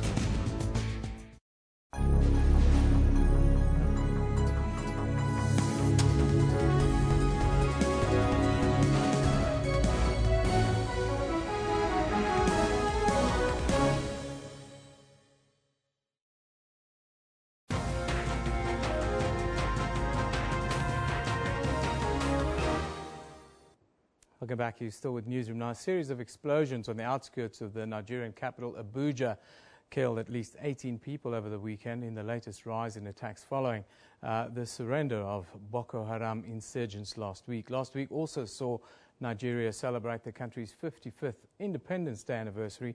The country's President, Muhammadu Buhari, vowed to defeat terrorism after occupying office earlier this year. But the conflicts have intensified, even though security forces have managed to reclaim most of the territory captured by Boko Haram fighters and freed a number of kidnapped people. Prisons have also implemented behavioral programs for captured soldiers, which has so far, they say, been successful. Now, to tell us a little bit more, Nigerian journalist Solomon Izanga Shoms is with us today. Good morning, Solomon. Thanks for joining us again. Thanks a lot, Evan. We've seen the surrenders starting to happen from middle of last week, one would say. The recent attacks, what do you think is behind the recent attacks? I think it's a strategic attack. It's an attack that was made because the attention of Nigeria was in celebrating 55 years of independence. So across the country, normally on the 1st of October, there's always different activities going on, and people, the citizens, looking up to the government to say something about where the economy of the country is going, where the security of the country is going, where the social factors that are really part of Nigeria, where we go into. So they definitely, Boko Haram was very strategic and very timely in executing those suicide bombers in Nyanya, which is just between the border of Abuja and Nasarawa State, and also in Kuye. And of course, we saw the one in Maiduguri and also in Niger. So it is something that is very strategic. They want the attention, which they haven't gotten for a little bit of time now, but it was a good time for them to strike. Talk quickly about the treatment programs that's going on in the prisons. These were introduced for Boko Haram soldiers. There's a Countering Violent Extremism or DRAD program that tackles terrorism-related charges. What is the progress of these programs? You know, most of the Boko Haram fighters, the militants, a lot of them are illiterate. A lot of them are jobless, unemployed. A lot of them don't really see the future from where they are.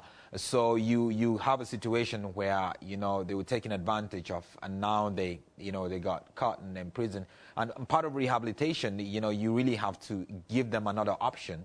And those programs have been effective, because for us to really combat Boko Haram, we don't just have to strike them and kill people or dislodge them, and that's not going to be enough. There's still going to be members of those experiences in the community. So those programs are programs that is really part of rehabilitation, and I agree with that totally, and it's really helping out for you to see your community in a different way, for you to see your society, for you to see the country in a different way.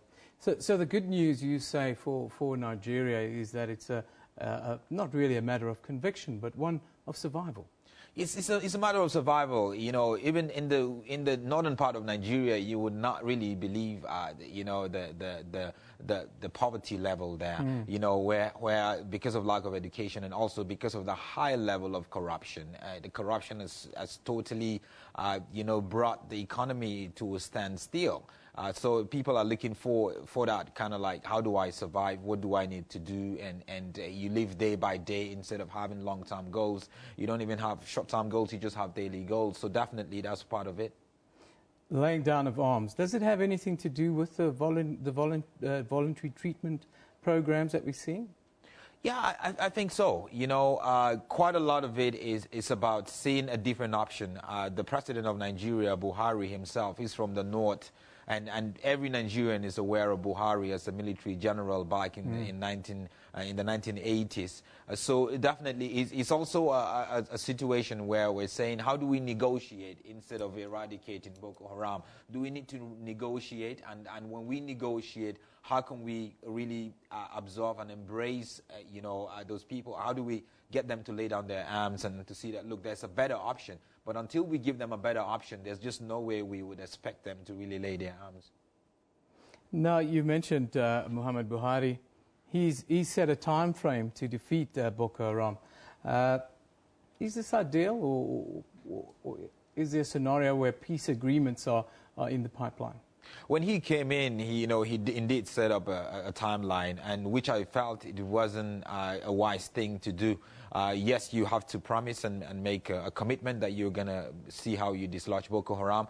But when he came in, a lot of people, the expectation was really high, especially, again, because he's an ex-army general, and you come in and you try to give that. But we're looking at a situation where Boko Haram in itself, the way that is growing and where they're going to, we need to look at how do we deal with it? How do we make sure that we deal with that based on time. There is a Nigerian army. A lot has changed within the Nigerian army. The chief of staff was changed. And then there is the regional military force, from Niger, Chad, from Benin, and also Cameroon, about 8,000 strong. They're only going to be effective from the end of October. Yeah. So hopefully that is going to come in and begin to, go into these territories and bring about change.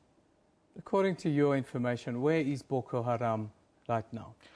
Right now, I think Boko Haram is a bit mobile. They're definitely in the Zambiza forest.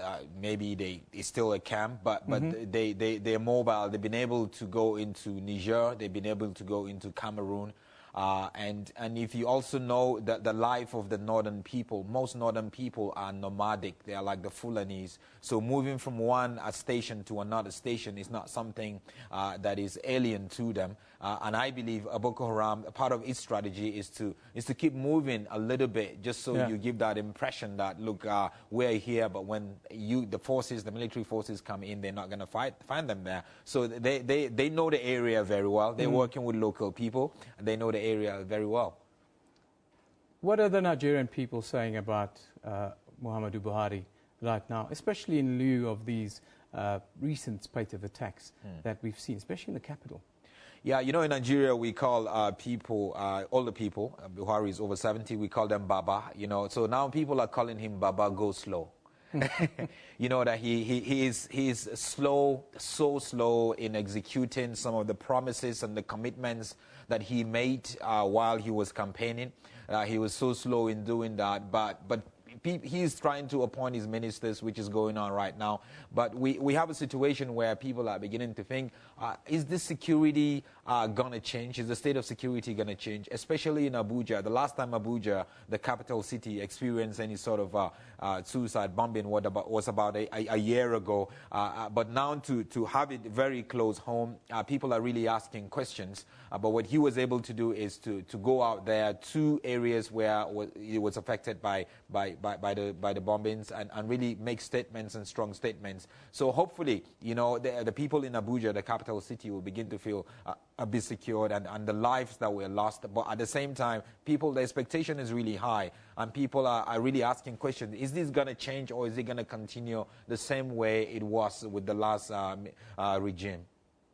Well, Solomon, I thank you for joining us. Very, very interesting what is happening in Nigeria at the moment. Solomon Izanga Shoms is a Nigerian journalist. Now, we move on, of course. Well, over the weekend, the book tour of South Africa's top crime novelist, Dion Meyer, came to an end here in Johannesburg. I spoke to him late last week.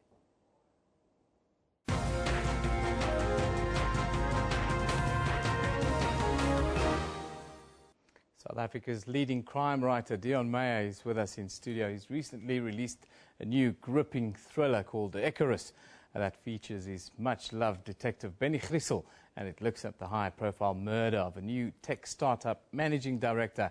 He's currently on a book tour and joins us in studio today. Dion, very good morning. Thanks for joining us. Evan, thank you very much for having me.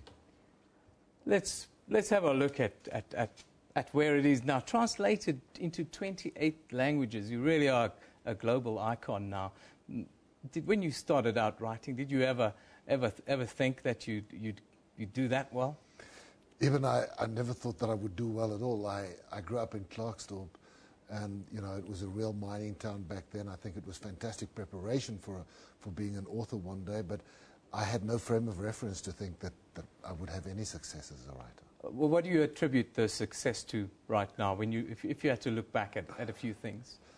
I think, just keeping things simple. I think the essence is in the story. Story is a universal language. Story is understood by all cultures and countries and languages all over the globe.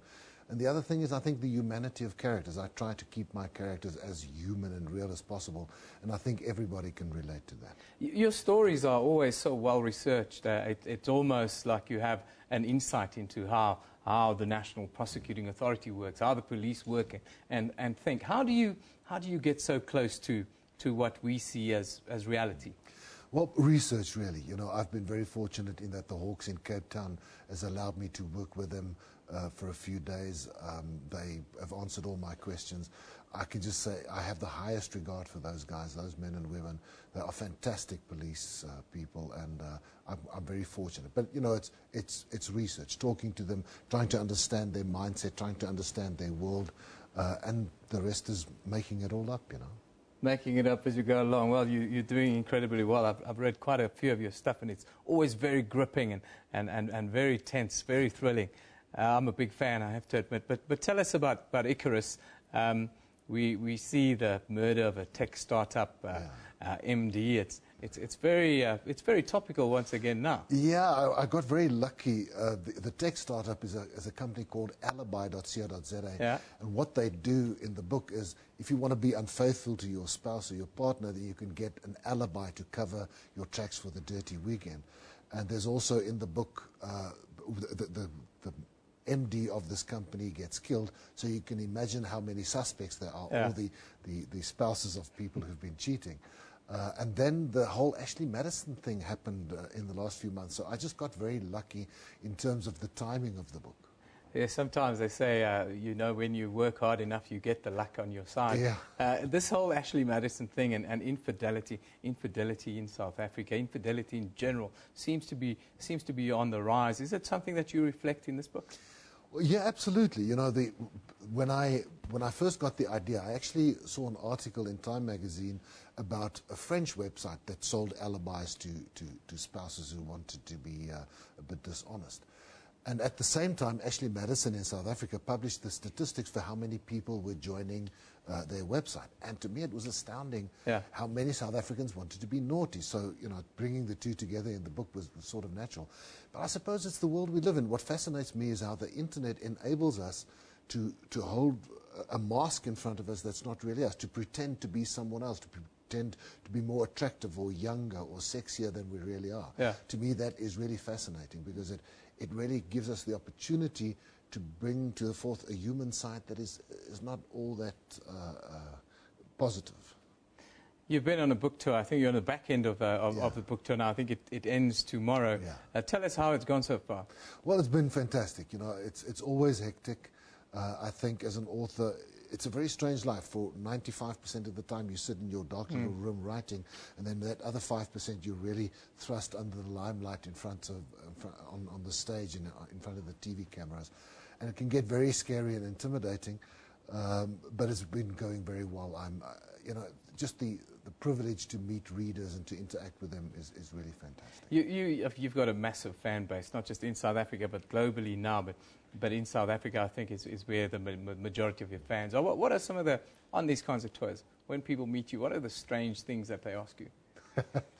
I think most of them want to know how much of me is in Benny Griesel or Matjubert or Lemma or whichever character. And I think they're always a little bit disappointed, because I'm this very ordinary guy, very uninteresting guy. But I think that the questions are mostly about, trying to find out, is that you in the character? Is that you in the book? How much of you is in the book? Well, that's amazing. Now, which do you regard as your best work or the work that you would want to be remembered by? It's such a difficult question, Evan. You know, books are like children. I love them all equally. I think with every book I try to set myself a new challenge. I think as an author I've grown from book to book. So I think the last one, obviously in this case Icarus, is probably the best that I've written so far. I'd like to believe so, and that's the sort of feedback that I'm getting from reviewers and from readers as well. What's next for Deon Meyer? I'm busy. I'm halfway with a new book. It's something new again. It's a murder mystery, but it's set in a post-apocalyptic South Africa. There's been this virus that has annihilated 95% of humanity, and there's a murder that happens in this environment. Well, I hope you don't get lucky with that storyline. No, absolutely. I hope you don't get lucky with that storyline, Deon. With Icarus, you got very lucky. Thank you for joining us. Deon Meyer, South Africa. A credit to the craft here in South Africa and South Africa's most popular and best writer. Absolutely wonderful to have you with us today. Thank you. Real pleasure. Thank you.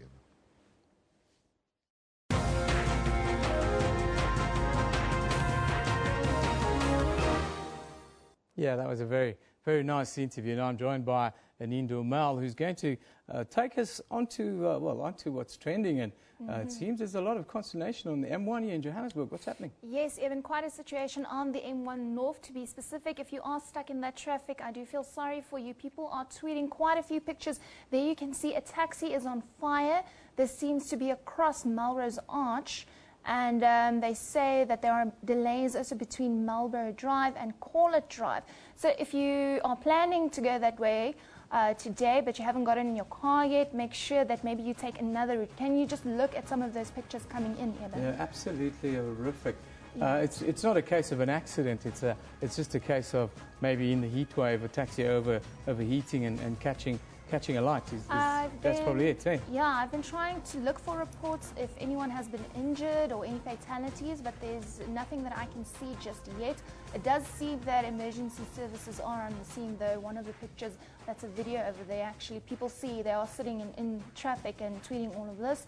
But one picture is showing that emergency services have arrived at the scene. So hopefully you won't be sitting too long if you are stuck in the traffic over there. Across Melrose Arch, that's where the taxi is on fire.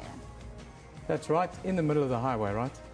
Yes, close to the Corlett Drive exit. There we go. Okay, there the video's playing now. Yes. Wow, that is really a scary picture. It's buffering a little bit, unfortunately. Well, that's what's happening here in Johannesburg right now on social media. The M1 is backed up all the way. What else is happening? What are you looking at? Will Smith? Will Smith trending on Twitter this morning, Evan. Like I've told you, Twitter is definitely not serious at all today, but they're very happy that Will Smith is making his return to the music scene after a decade that he has been gone. See, I only remember him very vaguely from Fresh Prince of Bel-Air from those days. You're a little bit too young still, and he was a big rap star before that. Summertime, don't know if you guys, Jazzy Jeff, Fresh Prince, that was kind of my era when I was a young man, early 90s, when Will Smith was really quite something.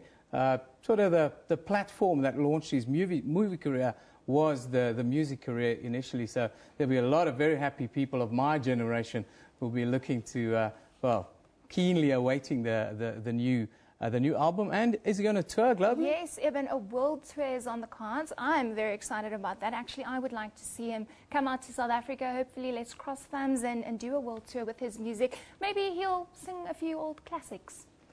Yeah, I'm sure he can do the old classics. I'm just not so sure if he can still do the moves because he's about my age and the knees will be creaking by now. Is that it? That's been a quiet day on social media so far? Yeah, well, just very light-hearted things. Like I said, Tuesday, people still tweeting a little bit about eco-mobility, how they're managing to get around, but not too much. They're not that upset about it anymore, at least.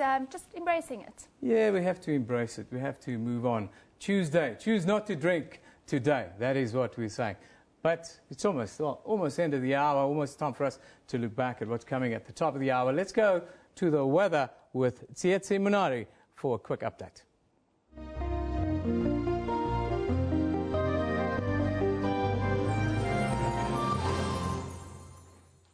Hello there once again. Yes, it looks like these natural events are just causing havoc right across the world.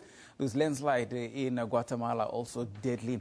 Now, in terms of the weather, it is also looking like it's going to be deadly weather into some parts of South Africa. Really hot conditions. Just have a look at Skukuza. For Thursday, 40 degrees your maximum temperatures there, hot conditions, and it's starting to pick up from Wednesday, 37, 40, and then by Friday, 39.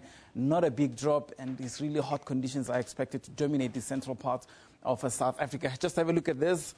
Veld fires that we're expecting here, heat wave basically, and those could continue up until the weekend. So Friday could be the last day that we're seeing of this, and no chance of rainfall again towards the Western Cape. You're seeing less and lesser chance of rain along the western interior. For tomorrow, no chance at all of rain. In fact, over much of South Africa, there's a high pressure cell. Will probably move in towards Johannesburg, and it's going to keep it clear and dry over the central regions. The only chance of rain is all the way towards that northeastern corner. It's basically very, very little chance of rain. Here are your temperatures once again for South Africa. Pretoria is expected to be into the mid-30s, going to the higher 30s. Hot weather is expected.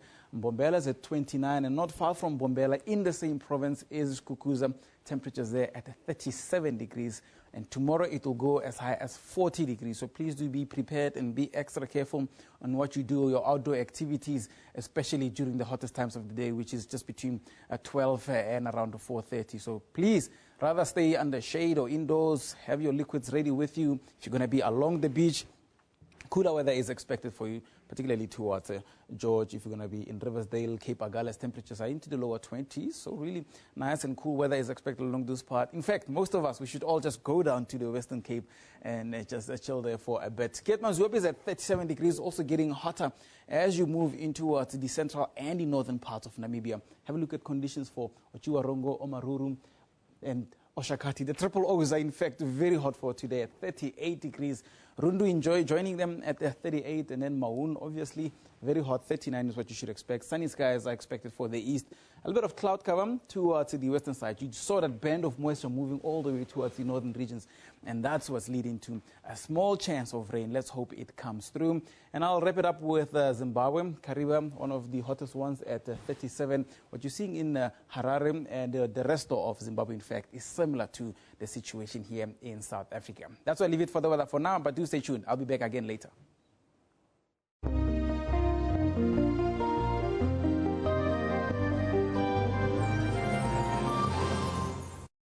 SABC brings to you Rugby World Cup 2015. We ask tough questions.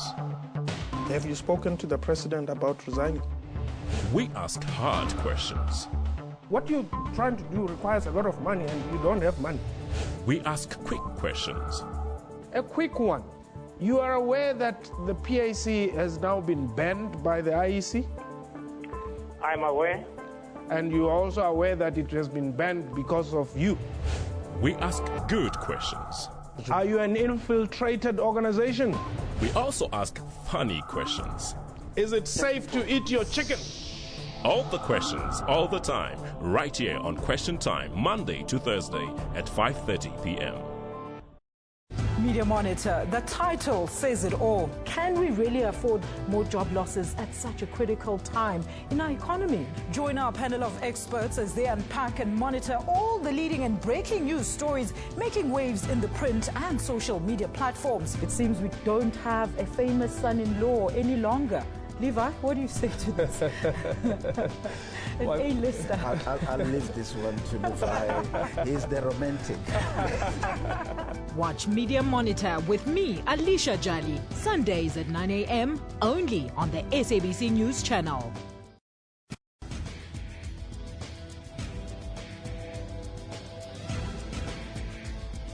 Technology is all around us and is improving lives across Africa, like how young Nigerians are connecting to the internet. There are doctors finding new ways to save lives in Cameroon, and the South African public transport system that is now getting Wi-Fi. We have gadgets, apps and loads more, some of which play a big role in Africa's growth. A huge part of this African growth is technological innovation. To find out a bit more about social media and technology news from here in Africa and abroad, join me, Phumelele Zondi, every Sunday at 7:30 p.m. on SABC News.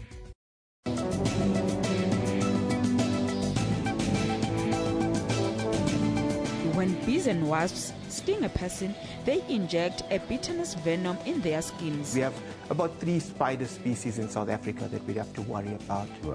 Button spiders, which include, the black widow spiders, your sac spiders, and your violent spiders. That venom is in your system, it's in your muscle tissue.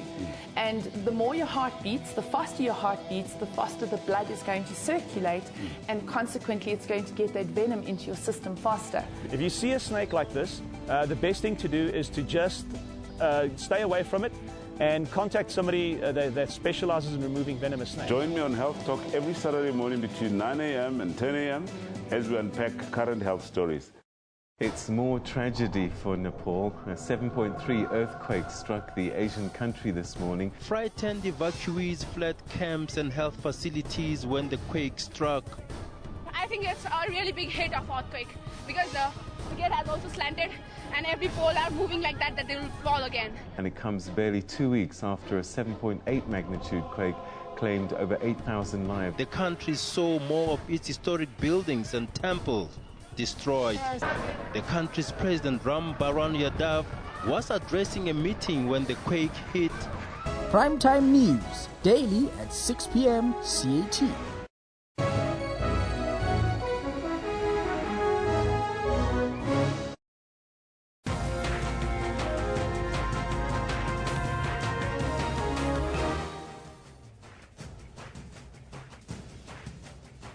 This is Newsroom. It's 11 o'clock. Hello and a warm welcome from here in Johannesburg, South Africa, as we broadcast through to the rest of the African continent. You have to stay with us as we bring you the latest news from here and around the globe.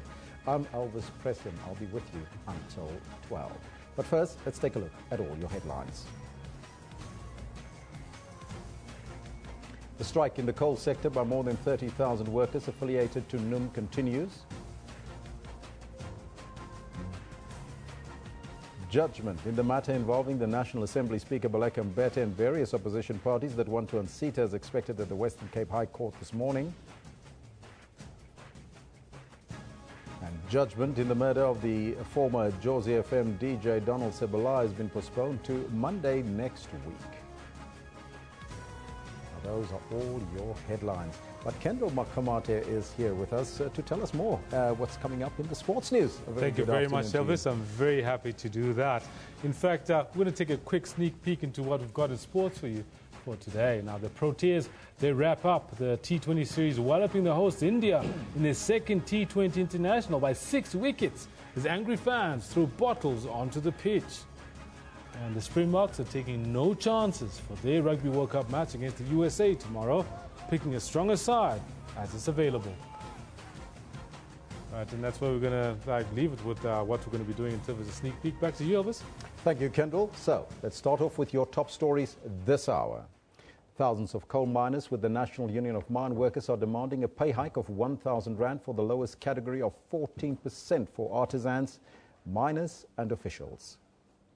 The Chamber of Mines has tabled a final wage offer of 8.5%. More than 90% of coal is used in generating electricity in the country. While the strike might not have an immediate impact on power utility Eskom, prolonged industrial action will negatively affect its stockpiles. We're hoping that the first part of it, which is to say that hopefully very soon the mines and the unions will meet and then resolve the issues that they currently are facing. But the Chamber of Mines, or some of their members at least, do have their own coal reserves. If we really are forced into a corner. It's safe to say that a couple of our members do supply coal to Eskom, and that if the strike continues for an unreasonably lengthy period of time, then that might be affected. Workers are accusing Eskom CEO Brian Molefe of ignoring their plight. They accuse him of siding with employers. We are saying, Brian Molefe, then the CEO of Eskom, the problem that he have then of verbal diarrhea, now of telling us that now then he want to cut then the contract, then with E. Arnold in supplying then the coal, he must go back then to senses. The workers are adamant and will continue their strike. Nozintombi Mia, SABC News. The High Court in Cape Town will today deliver judgment in the matter between the National Assembly Speaker Baleka Mbete and political parties Ahang, COPE and the UDM. The court bid is led by Ahang parliamentary leader Andries Tloyama, who wants Mbete to be declared unfit to hold office. Some of the applicants in the matter include Tloyama, UDM leader Bantu Lomisa and COPE leader Musua Lekota. They argue that Mbete is always losing her impartiality as the presiding officer whenever President Jacob Zuma has to account before the National Assembly. The three leaders also want the court to order Parliament to allow the use of a secret ballot during the voting process after a no-confidence motion in the President has been debated.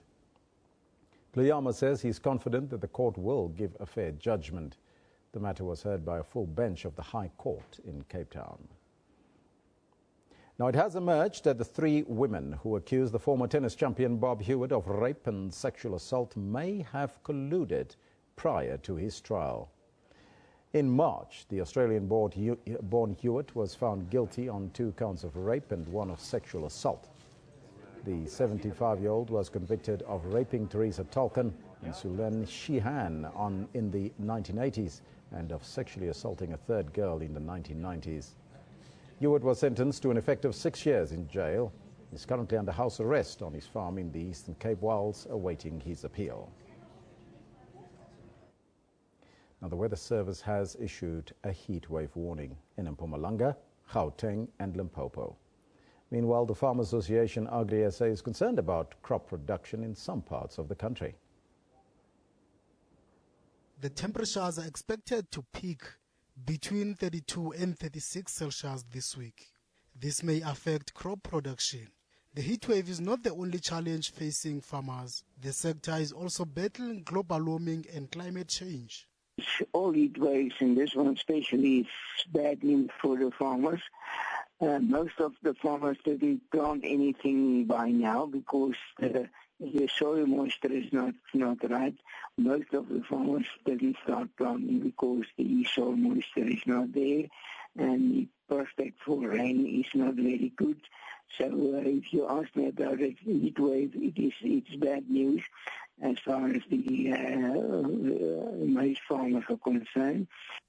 The heat wave is expected to last until Thursday or Friday this week. Lutando Masana, SABC News, Johannesburg. News just in. Judgment in the murder trial of the former Jose FM DJ Donald Sebolai has been postponed to Monday next week. Sebolai was on trial in the High Court sitting in Palm Reach, east of Johannesburg.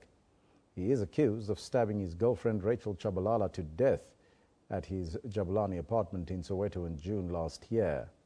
Sebolai has been charged with murder, theft and defeating the ends of justice. Egypt's tourism industry is expected to pick up moderately this year. The North African country has been hit by years of political upheaval and violence. The country is hoping that a global advertising campaign will revive the sector. Once one of the best and favorite tourist destinations in the world, Egypt has seen a huge decline in its tourism industry over the past couple of years. Last year, 9.9 tourists visited Egypt, a far cry from the 14.7 million that visited in 2010 before the uprising in the land of ancient sites and sea resorts. Since then, President Abdel Fattah al-Sisi has restored some stability since the army toppled the former President Mohamed Morsi in 2013, following mass protests against his rule. The country says it now expects around 10 million tourists this year or slightly higher, 1 million less than the previous forecast of 11 million. Around 6.6 tourists visited so far this year, producing revenues of almost $5 billion compared with 6.3 million in the same period last year. Tourism in the country is a major source of hard currency, where foreign reserves have tumbled from $36 million before the uprising. Egyptian officials say authorities have made great progress in the battle against militants and accuse Western media of exaggerating security threats. And in a bid to restore confidence, Egypt will launch a global advertising campaign next month. This month, Egyptian security forces mistakenly bombed a convoy of Mexican tourists in the Western Desert while pursuing militants. 8 Mexicans and 4 Egyptians were killed. Tanzania's President Jakaya Kikwete will today address a joint sitting of the Kenyan Parliament. Kikwete, who is in Kenya on a 3-day state visit, will be the second foreign leader to address the Kenyan Parliament. On Monday, the outgoing Tanzanian head of state was accorded full state honors when he met his host, the President Uhuru Kenyatta.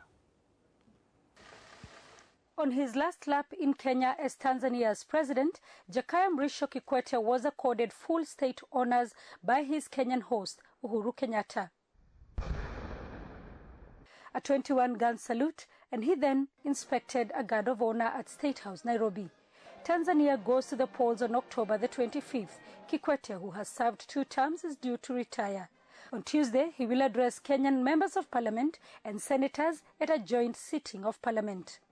Together with his Kenyan counterpart, Uhuru Kenyatta, the 2 leaders on Sunday launched the construction of a 90-kilometer road linking their 2 countries. This is one of the missing links aimed at enhancing the East African integration objectives and a crucial link between Kenya and Tanzania. In the past 5 years, trade between Kenya and Tanzania has grown by 40%. When the road is complete, trade will go up by another 10%. President Kikwete's party candidate, Dr. John Magufuli, faces a tough challenge from opposition candidate Edward Lowassa in the upcoming polls. Sarah Kimani, SABC News, Kenya. South Korea's Environment Ministry conducted emission tests of Volkswagen's diesel models yesterday. Europe's largest car maker admitted to using software to rig diesel emissions tests in the United States. Germany's transport minister also says it also manipulated tests in Europe, where VW sells about 40% of its vehicles. South Korea's Environment Ministry says the test will involve 4,000 to 5,000 Jetta, Golf and Audi A3 vehicles produced in 2014 and 2015. South Korea's Environment Ministry conducts tests on Volkswagen's diesel cars after the company was found to have cheated diesel emissions tests in the United States. The scandal engulfing Volkswagen AG spread east as South Korea said it would investigate 3 of the maker's diesel models last month. The South Korean probe involved 4,000 to 5,000 Jetta, Golf, Audi A3 vehicles produced in 2014 and 2015. After testing the emissions of 7 Volkswagen and Audi diesel models by mid-November, the ministry will expand testing to other makers' diesel models starting December. Volkswagen's South Korean unit informed the government it could recall around 120,000 vehicles in South Korea. The government will decide by November what measures it will order the unit to do, including a recall or a suspension of sales if it deems there were illegal acts. The German carmaker saw its sales in South Korea slide 7.8% in September from a month earlier. Volkswagen is under huge pressure to get to grips with the biggest business crisis in its 78-year history, which has wiped more than a third of its share price, forced out its longtime CEO, and rocked both the auto industry and German establishment.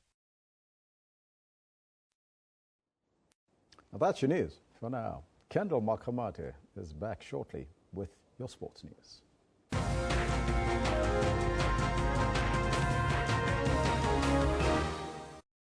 SABC brings to you Rugby World Cup 2015.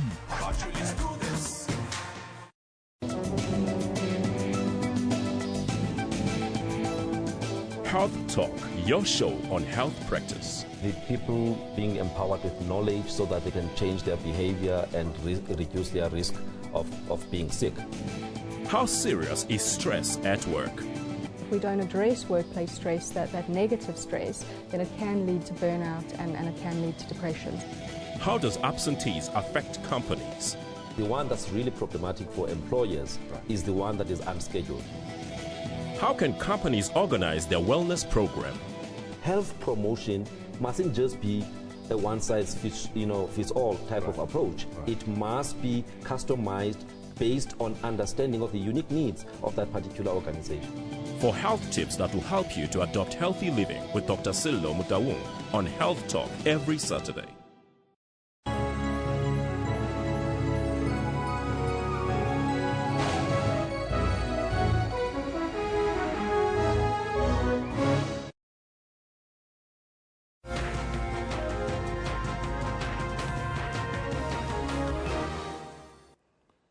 Good morning and welcome back. I'm Kendall Makhamat and I've got your sport on Newsroom. Now, South Africa's fiery bowling and electric fielding restricted the hosts India to their second lowest T20 score of 92 runs as the visitors won the second match by 6 wickets amid crowd trouble to bag the series after just 2 matches. The star performer for the Proteas was Seema Albimokal, who got 3 for 12 in 4 overs. South Africa won the toss and opted to field first, and although India got off to a decent start, the visitors reined them in with some hostile but accurate bowling. Rohit Sharma, the centurion from the last match at Dharmasala, and India's test captain Virat Kohli were run out to some brilliant ground fielding by South Africa, which compounded the host's batting woes. Mokel, added to the squad in place of paceman David Wiese, who suffered a fractured hand, was the only change for South Africa for Monday's match, and the 34-year-old celebrated the occasion with his career-best bowling figures. He was ably supported by paceman Chris Morris and leg spinner Iman Tahir, who took 2 wickets each for South Africa. Can't keep him out of the action. Imran Tahir. 107.8. Now has the catch been taken? Off spinner Rajiv Adran Ashwin picked up 3 wickets to give India hope of an unlikely victory, but the target was too easy for South Africa to chase down despite the earlier hiccups. The third and final T20 match will be played in Kolkata's Eden Gardens on Thursday. With South Africa closing in on a victory at 70 for 3 with 6 overs to go, the match suffered a delay of close to an hour. This after fans, angry at the home team's performance, started hurling plastic bottles on the ground. The match resumed after police cleared an upper stand of the stadium and South Africa returned to complete their win on the first delivery of the 18th over with the fall of another wicket. And from the Proteas to the Springboks, where Springbok coach Hanneke Meyer has played it safe for South Africa's final pool match against the United States. With a win still required to ensure progress to the quarterfinals, he selected a strong side for the match to be played tomorrow, Wednesday, the 7th of October. May announced his team with just 2 changes, both due to injuries to the starting lineup from the side that defeated Scotland 34-16 in their previous game in Newcastle last Saturday. Tight-head prop Frans Malherbe replaces Janu du Plessis for his first start of the year, while speedster Lwazimvovo comes in for JP Peterson, with Brian Abana moving over to the right wing. Lock Victor Matfield, who didn't play against Scotland, has been given more time to rest his 38-year-old body with an eye on the quarterfinals. The 2 new names on the bench as uncapped scrum half Rudy Page and experienced fly half Morne Steyn could both get their first taste of tournament action. Hooker Skalk Brits and prop Kuni Oosthuizen are also back amongst the reserves. I think what I've said is that, you do have respect for America or the USA. We've learned as well. There's no easy games here, so it's going to be a big call for these guys because it's a 3-day turnaround or 4 days, depends how you see it. And so it's going to be strain on their bodies, but it's the same for most of the teams, and hopefully they won't tire. Brian Abana, moving over to the right wing, said the team was looking for steady improvement after shock failure against Japan. The last 2 weeks have been good, but all our focus and energy this week is improving against America come 4:45 on Wednesday afternoon. They're a team that they might not be ranked in the top 10 in the world, but we've seen in the 2 games they've played already, their physicality, intensity, and the way they approach the game is something that doesn't make it easy to play against. Reporters have been eager to point out that Habana could equal Jonah Lomu's record of 15 World Cup tries. He currently has 12, but Habana dismissed the speculation, saying he was interested in playing for the team and allowing records to take care of themselves. Let's take a quick look at the Rugby World Cup fixtures that we can expect to see tonight. Now, we've got only 2 matches being played, and in Pool D, it's Canada against Romania in Leicester, the Leicester City Stadium, and then Stadium Milton Keynes in Milton Keynes. In Pool A, it's Fiji. They're going to be playing against Uruguay. Uruguay will be trying to get their first win at a World Cup. Fiji will be trying to go out with a bang. Now, that's exactly where we're going to leave it with the sports. In fact, I do believe that, Elvis, you're going to be joining me, so you can just let us know exactly what happens after this, no? Well, after this, we'll continue with the news, Kendall. So we'll be right back. Stay tuned.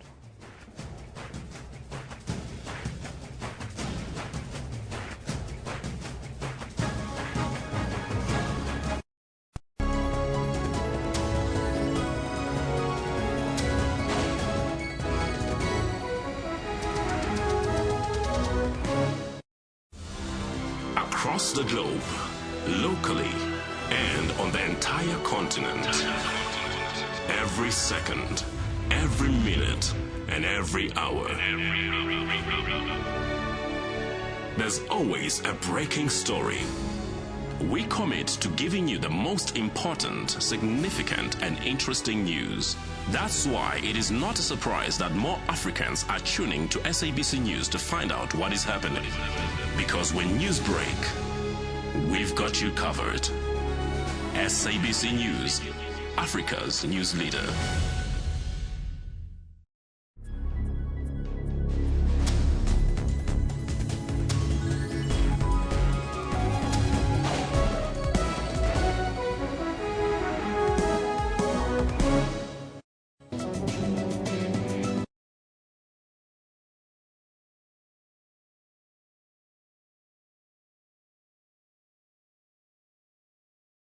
Media Monitor, the title says it all. Can we really afford more job losses at such a critical time in our economy? Join our panel of experts as they unpack and monitor all the leading and breaking news stories making waves in the print and social media platforms. It seems we don't have a famous son-in-law any longer. Levi, what do you say to this? An A-lister. I'll leave this one to Levi. He's the romantic. Watch Media Monitor with me, Alicia Jali, Sundays at 9 a.m. only on the SABC News channel.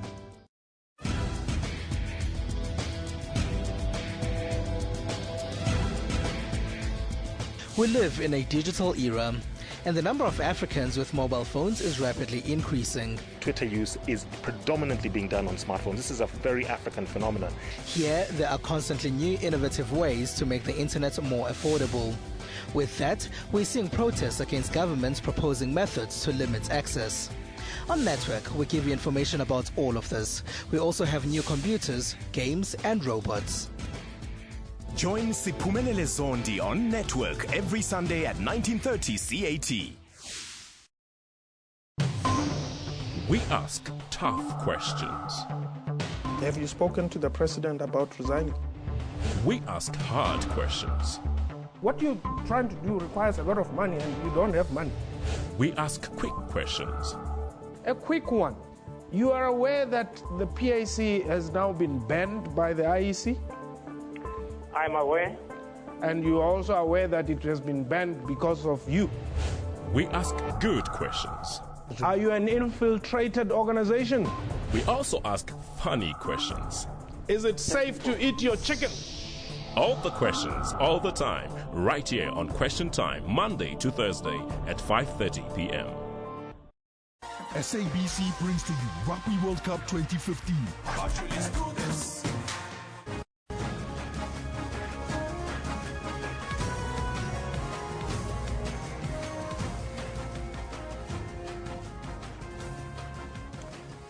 Let's take a look at all your headlines. Thousands of coal miners with the National Union of Mine Workers are demanding a pay hike of 1,000 Rand for the lowest category and 14% for artisans, miners and officials. The Chamber of Mines has tabled a final wage of 8.5%. The High Court in Cape Town will today deliver judgment in the matter between the National Assembly Speaker Baleka Mbete and political parties Ahang, COPE and the UDM. The court bid is led by Ahang parliamentary leader Andries Tlotama, who wants Mbete to be declared unfit to hold office. And Tanzania's President Jakaya Kikwete will on Tuesday address a joint sitting of the Kenyan Parliament. Kikwete, who is in Kenya on a 3-day state visit, will be the second foreign leader to address the Kenyan Parliament. On Monday, the outgoing Tanzanian head of state was accorded full state honors when he met his host, President Uhuru Kenyatta. South Korea's Environment Ministry conducted emission tests of Volkswagen's diesel models yesterday. Europe's largest car maker admitted to using software to rig diesel emissions test in the United States. Germany's transport minister says it also manipulated tests in Europe, where VW sells about 40% of its vehicles. South Korea's Environment Ministry says the test will involve 4,000 to 5,000 Jetta, Golf and Audi A3 vehicles produced in 2014 and 2015. Now those are all your headlines. Recce's have fascinated South Africans for years. Now, one of these elite soldiers has written a tell-all book about the extraordinary missions that he embarked on and the nail-biting action he experienced in the border war.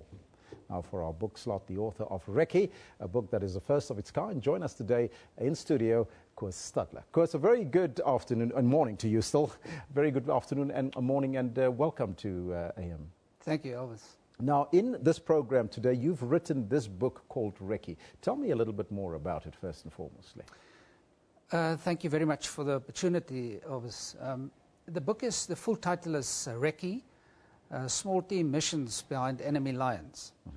And it's just my life story about essentially the reconnaissance operations and some other types of operations during the border war in the 1980s. Mm-hmm. And it's really my experience. It's not a historical account. Mm-hmm. So it tells my story. Yes. Now, the book was 20 years in the making, so why only release it now? Well, first of all, I've been in the military for 30 years, and I only resigned relatively recently. And, I've been thinking about publishing, but never thought, because of the secrecy and because of the sensitivity of some of the operations, mm-hmm. never thought that it was appropriate then. Yes. But now that I've left the military, and I also feel at the moment that, it's time. It's an era gone by. Mm-hmm. Yes, and I feel that, these stories should be told. Now, this book looks at more than 10 years of your 24-year Special Forces career. When you were a small team operator, what exactly did a small team operator do in the 1980s? The main focus of operations was a reconnaissance in a two-man team. Yes. Mostly a black and white combination, although mm-hmm. it could be black and black and white, but we felt that the combination of black and white soldiers worked exceptionally well in the African environment. Mm-hmm. Why was that? Because the majority of the black soldiers then came from rural environments, were very accustomed to the war situation, also because they were extremely good soldiers, and we felt in the small teams at least that that combination was just perfect. Mm-hmm. So yes, because of the skills. Mm-hmm. So what was the aim of your small team all the time? What were you doing? My team did, as I said, lots and lots of reconnaissance missions, mm-hmm. where you would sneak into, observe an enemy base, if need be, penetrate the enemy base, go into the base and determine, what the layout is and the strengths and the routines of the enemy. And also, and that I admit in my book, a number of sabotage missions where we had to, destroy enemy trains and aircraft and infrastructure, yes. Mm-hmm. Was this mainly in South Africa? No, this was abroad, mm-hmm. of course, in our neighboring countries where at the time we considered the enemy to be operating from, yes. Mm-hmm. Now, you start the book off by saying that you lived in a realm far removed from the normal world, and you talk about the silence and fear. Tell me more about that. I'd rather opt to tell you not about the fear, but I mean, I'm quite frank. Because Recce's are not supposed to fear. Yeah. I'm quite frank about it in my book. There were times that you were really, really scared. And because of the selection and the training and, the dedication that we did these operations with, mm-hmm. we always completed it, and always at the risk of being detected, of engaging the enemy, you would complete it and you would attempt to finish your task. Mm-hmm. Son of a preacher you are, How did you do this work by being a son of a preacher? Difficult question that you're catching me with now. I've been in the military before I went to study.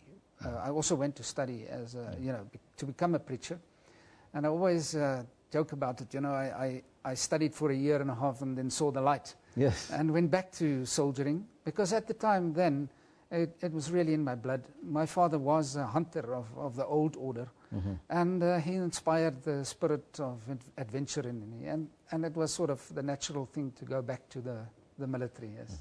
What are some of the common misconceptions that people have about special forces, you think? You might have heard about, I don't know if you've read the complete book, but you might have heard about, these strange stories that the Rekkies used to do. One of them, if I may, is, during the training, beginning of the training, you would get a puppy, a doggy, and you would, care for it, and after the year-long training, then you had to kill it with your bare hands, just to prove that you're tough and, fearless and emotionless or whatever. Now, that's a fallacy, that's nonsense. And also, there was this conception, or misconception that the Rekkies sneaked into enemy bases, felt the boots of the enemy from behind and slit the throats, in order for the big force to come in and basically go into the base before they could be detected. That's also nonsense, So you dispel most of these misconceptions in the book? Some of them, not all of them. I try to, yes. Just briefly, of course, where can people get hold of the book? The book is available in exclusive books and all the other main stores, or they can order it from me. And I benefit a little bit. But yes, it's available on the circuit. Of course, thank you so much for coming in and joining us here. Thank you very much. Now that was Koos Stadler. He's the book, the author of the book Rekkie. You can go out and get it. But Eben is here with your regional update.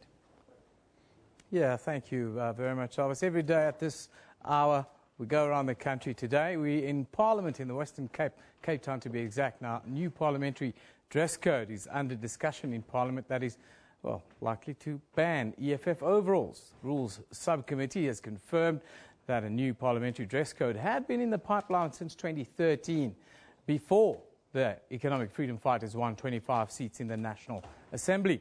The subcommittee is currently underway to finalising rules on parliamentary dress code. The committee has made it clear that they are not in any way targeting the EFF, but hopes that the left-wing outfit would bow to a majority decision on the matter. Now, our parliamentary reporter, Abra Barbia, joins us from Parliament. Good morning to you, Abra. Thanks for joining us. Good morning, Eben. I know you've been waiting for a while. Thank you for your patience today, Abra. Just tell me quickly, the committee started yesterday. It's still sitting today. What's the latest that you're hearing in the passages there? Excuse me. Eben, what I can tell you is that this issue of dress code just does not seem to be going away. I've been covering the committee for a while, and they are currently busy with draft 6. The issue of dress code was discussed quite intensely while they were busy with draft 5, but yesterday this topic just dominated discussions again. And what you also have to remember is that yesterday, for the first time after a long time, the EFF actually re-emerged at the committee, because for a while they weren't there. So they were there.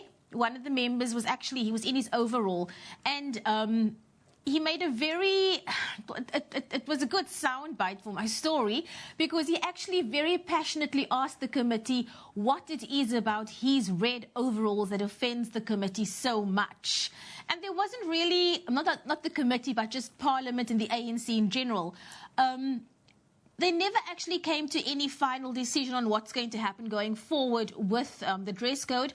People are making their own little submissions, which is going to be added to this draft, and then they will decide later on which submission they are going to choose. But the question at the moment that everybody is battling with is what exactly is appropriate dress for Parliament. That's what nobody seems to be able to, come to a consensus on. Yeah, it's a difficult one with so many cultures in our country. But the DA has proposed that this matter be taken to the Constitutional Court for guidance. Is that going to happen?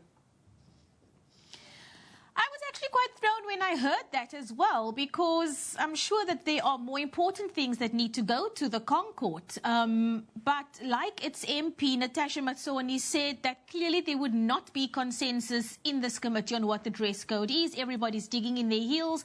And she just felt that the only way that this decision, the only forum through which this decision can be made for Parliament is at the Concourt. So we'll see what happens, eh?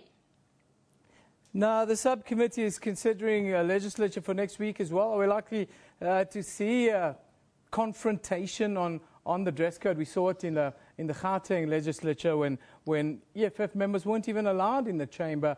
You expect it to become confrontational once again? Eben, such a difficult question. I hope it's not going to become confrontational. But, you know, the way Parliament's been going lately, you never really know what to expect. The EFF is extremely adamant on the rules that they agree with and the rules that they don't agree with. One of the rules, for instance, yesterday that was discussed was a disciplinary committee and how certain transgressions will be dealt with. And the EFF, for instance, said that for long as an ANC presiding officer is at the head of this disciplinary committee, there's no way that an EFF MP would ever appear before that committee. So they're taking a really tough line on where they stand and what they believe in and what they agree on. And in terms of the dress code, that also doesn't seem like anything that they are going to budge on. So it's just going to be a matter of us keeping our eyes open and keeping our ears on the ground and just waiting to see how it plays out. Abra, dress code is one thing, but wider discipline is also been under the spotlight the last day and a half. What kind of mechanisms are going to be looked at to deal with this? I just mentioned now a disciplinary committee. They're looking at another structure through which they can deal with infringements. Now, we already have the Powers and Privileges Committee, and they deal with big infringements. And you also have the Ethics Committee, and they also deal with various transgressions that MPs and ministers as well that they do. This disciplinary committee will look at more minor issues. What the EFF, as I just said now, the EFF said that for as long as an ANC MP is presiding over this, they won't adhere to it, and they've actually recommended that a retired judge heads this committee. Parliament, or at least the state law advisor, said he has a problem with that because he thinks that it won't meet constitutional muster. He thinks that there will be some gaps in that recommendation, and he's gone to do some research, and he will advise the committee later on about exactly who should head this committee, the disciplinary committee. But another thing that's come out from yesterday's meeting is that, you know, at the moment, committees are set up through proportional representation, so the ANC will have a majority on all the committees. But what was interesting yesterday that I heard was that the disciplinary committee won't necessarily have the majority party with the majority members on it. So everything about the disciplinary committee, it still needs to be discussed, and we need to see what the format and the setup is going to be, but that we'll find out later on. Thank you very much. Abra Barbia coming to you live from Parliament, giving us an update on what will be a very interesting topic of discussion over the next couple of weeks. Time for us to take a quick break. When we come back, we go to Nelspruit as we continue this regional roundup.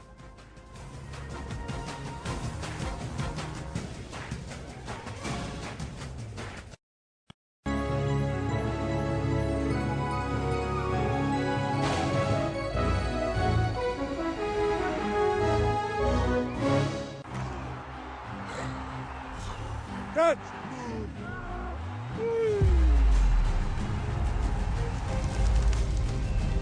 Point. Six.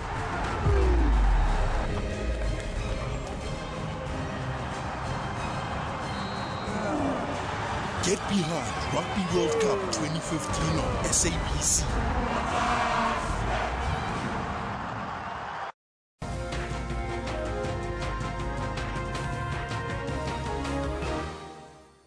Well, time to get a look into Mpumalanga. Nelspruit, to be exact, Sandparks has decided to extend its anti-Iran opposing tactics out of the bush. The media has been identified as a powerful force to be used in this fight.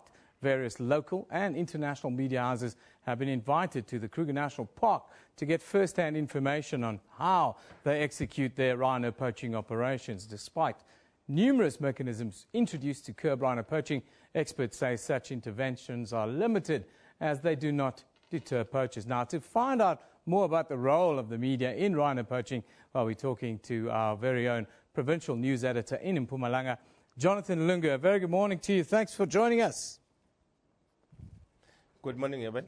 Before we go into the matter of the role of the media, I want to get a general sense of what the fight against rhino poaching is looking like in the Kruger Park right now. Well, initially, what I can say is that since the rhino poaching pandemic started way back in 2008, the Kruger National Park or Sun Parks intensified its fight against rhino poaching.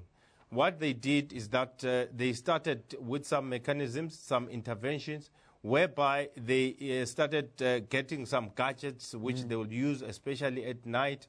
And then all of a sudden, they also required some assistance from external stakeholders, whereby we saw them purchasing 2 helicopters that were also that would be used or are used, especially in the Kruger National Park, to fight rhino poaching. Other things that they have used or they are using is the K9 unit, where they are using dogs to hunt down the poachers in the park, as well as foot patrols around the Kruger National Park.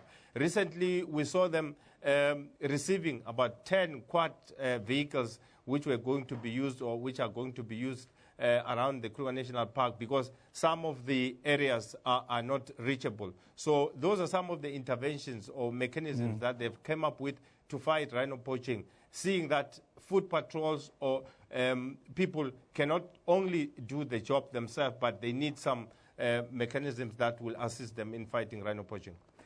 Now, they're intensifying this fight, and they've identified the media as a key stakeholder in this. In your discussions with the park, what are they saying? What do they hope the media to achieve? Well, it's not for the first time that they invite the media. We saw them earlier this year inviting media houses, local and international media. The reason for that is that they want the media to send the message out there to the international community as well as the local communities. What they did is that they invited people like us, the SABC print media, so that we can get visuals of what is happening there, the operations in the Kruger National Park, whenever they are going out there hunting down the poachers. They wanted us to get the first-hand information. The other key point is that they want us to educate the public, because we reach more people, print media, electronic media reach more people. So they want us to educate the people about the sketch or the problem that they're facing in the Kruger National Park, that is not only their problem, but also the communities living nearby them. Talking about those communities that live around the park, are they engaging the communities around them? I'm sure these communities must also be key stakeholders in this fight. Yes, they do. I attended one of their functions a year ago, where they invited churches to pray against rhino poaching. But it was not only the prayer, but it was only to say to the communities, this is also your property. Let us look after it. Because the Kruger National Park is it's neighboring communities like the Bushbuck Ridge area up to Limpopo, up there in the north. Communities are neighboring this park, and they've got access there. Another thing that happened is that recently, last month, we saw the Kruger National Park opening its gate free to the public to say, come in, we invite you, come and be part of this park, so that you can also play a pivotal role in ensuring that you save this species. Well, thank you for joining us, Jonathan. That's our provincial news editor in Mpumalanga, Jonathan Lungu, the man with the most beautiful shirt we had on television today. Thank you. Now we move on, as we always do, And finally, today, it's the last one, the World Health Organization has released its latest HIV treatment guidelines that says anyone infected with HIV should begin antiretroviral treatment as soon as possible after diagnosis. Now, the expanded use of antiretroviral treatment could help avert more than 21 million deaths and 28 million new infections by the year 2030. Now, for more on this, we are joined this morning by Dr. Francesca Conradi, who is the president of the HIV Clinician Society and TB program manager of Right to Care. Very good morning to you, ma'am. Thank you for joining us. Good morning. And I object to the fact that someone else has got a more beautiful shirt on than me. Well, I'll let the viewers decide. Send us a tweet. Which one do you think was the most beautiful one today? But the serious business, yes, the guidelines, they suggest that all people living with HIV should receive ARVs regardless of their CD4 count. How did the WHO come to these new findings? So just recently, two studies have been published, one called START and one called Temprano, where patients were randomly allocated to get treatment at any CD4 count above 500 or waited until they until their CD4 count went down to 500. And the results were startling in both of them. That there's a great reduction in both morbidity. Morbidity is what makes people sick, and mortality if we initiate antiretroviral therapy earlier rather than later. Now, the interesting thing that I see is that the WHO also recommends that people at substantial risk of HIV should be offered preventative treatment, antiretroviral treatment. That is, who is considered as a substantial risk, for instance, in a country like South Africa? Okay. I think the risk group in South Africa that's at highest risk is young girls between the ages of 19 and 25. In fact, the rate at which they acquire HIV is probably the highest anywhere in the world. And what we need to do is to equip anyone who's at substantial risk, including young girls, with a basket of care that they can use to protect themselves. We haven't chucked condoms out the window. We haven't chucked any of the other things out the window. But we'd now like to add something, which is the use of a medicine called Truvada. It's a combination of two antiretroviral therapies. And the interesting thing about it is it's not registered in South Africa for pre-exposure prophylaxis. So to give people something to prevent HIV infection who are at substantial risks. Now, this kind of thinking is going to exponentially increase the demand or how much antiretrovirals we use. Do you think we'll be able to cope with this? I do, yes.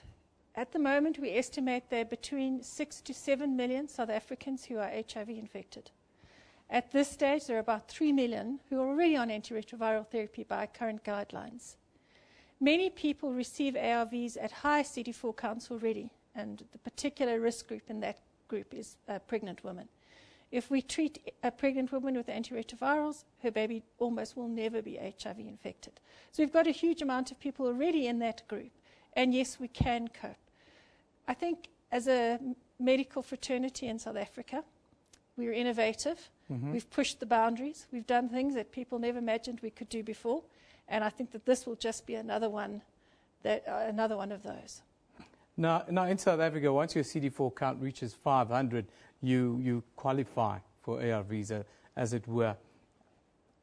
Are we going to see these new guidelines being accepted by government and then us maybe changing the outlook a little bit? I think obviously what drives our ability to implement the new guidelines is finances. And I know that already the Department of Health is negotiating or working with the Treasury to see how we can go about affording this. That's the money question. Are you hopeful that this is affordable and that we'll be able to implement this, or is it simply a matter of it looks like it's going to be a little bit expensive? No, I'm very hopeful that we will be able to implement this. It's a lot of money up front. There's no doubt about that. But the long-term benefits in terms of saving people from getting sick and from dying, I think we'll be able to afford it in the long term. Well, I thank you for joining us. We're sort of running out of time. This is the most important fight that South Africa has on its hands. I thank you for joining us. That is Dr. Francesca Conradi, who is the president of the HIV Clinician Society and TB program manager of Right to Care. Now, is that where we wrap it today, guys? Here the team comes walking in. Hello. We've got about a minute. Do we have a minute, guys? Is there anything we need to know? Well, looking forward even for tomorrow, there's lots of news. As you know, the coal strike is still brewing. There's a number of issues around that we still explore. And in the sports news, there's a number of other things that we absolutely. We all know that Bafana are going to be using this this international window to play friendly against Costa Rica and Honduras. In case you didn't know, they flew out yesterday, and some of them are flying out today. They had some visa issues, but it's been sorted. Yeah. What's happening with the taxis? Have we moved off the M1? Well, even I just think it's safe to avoid the M1 south for the rest of the afternoon. Don't sit in traffic. Try and do whatever you need to do from where you are. Well, guys, thank you very much for joining us. Yeah, this is Newsroom. This is our team.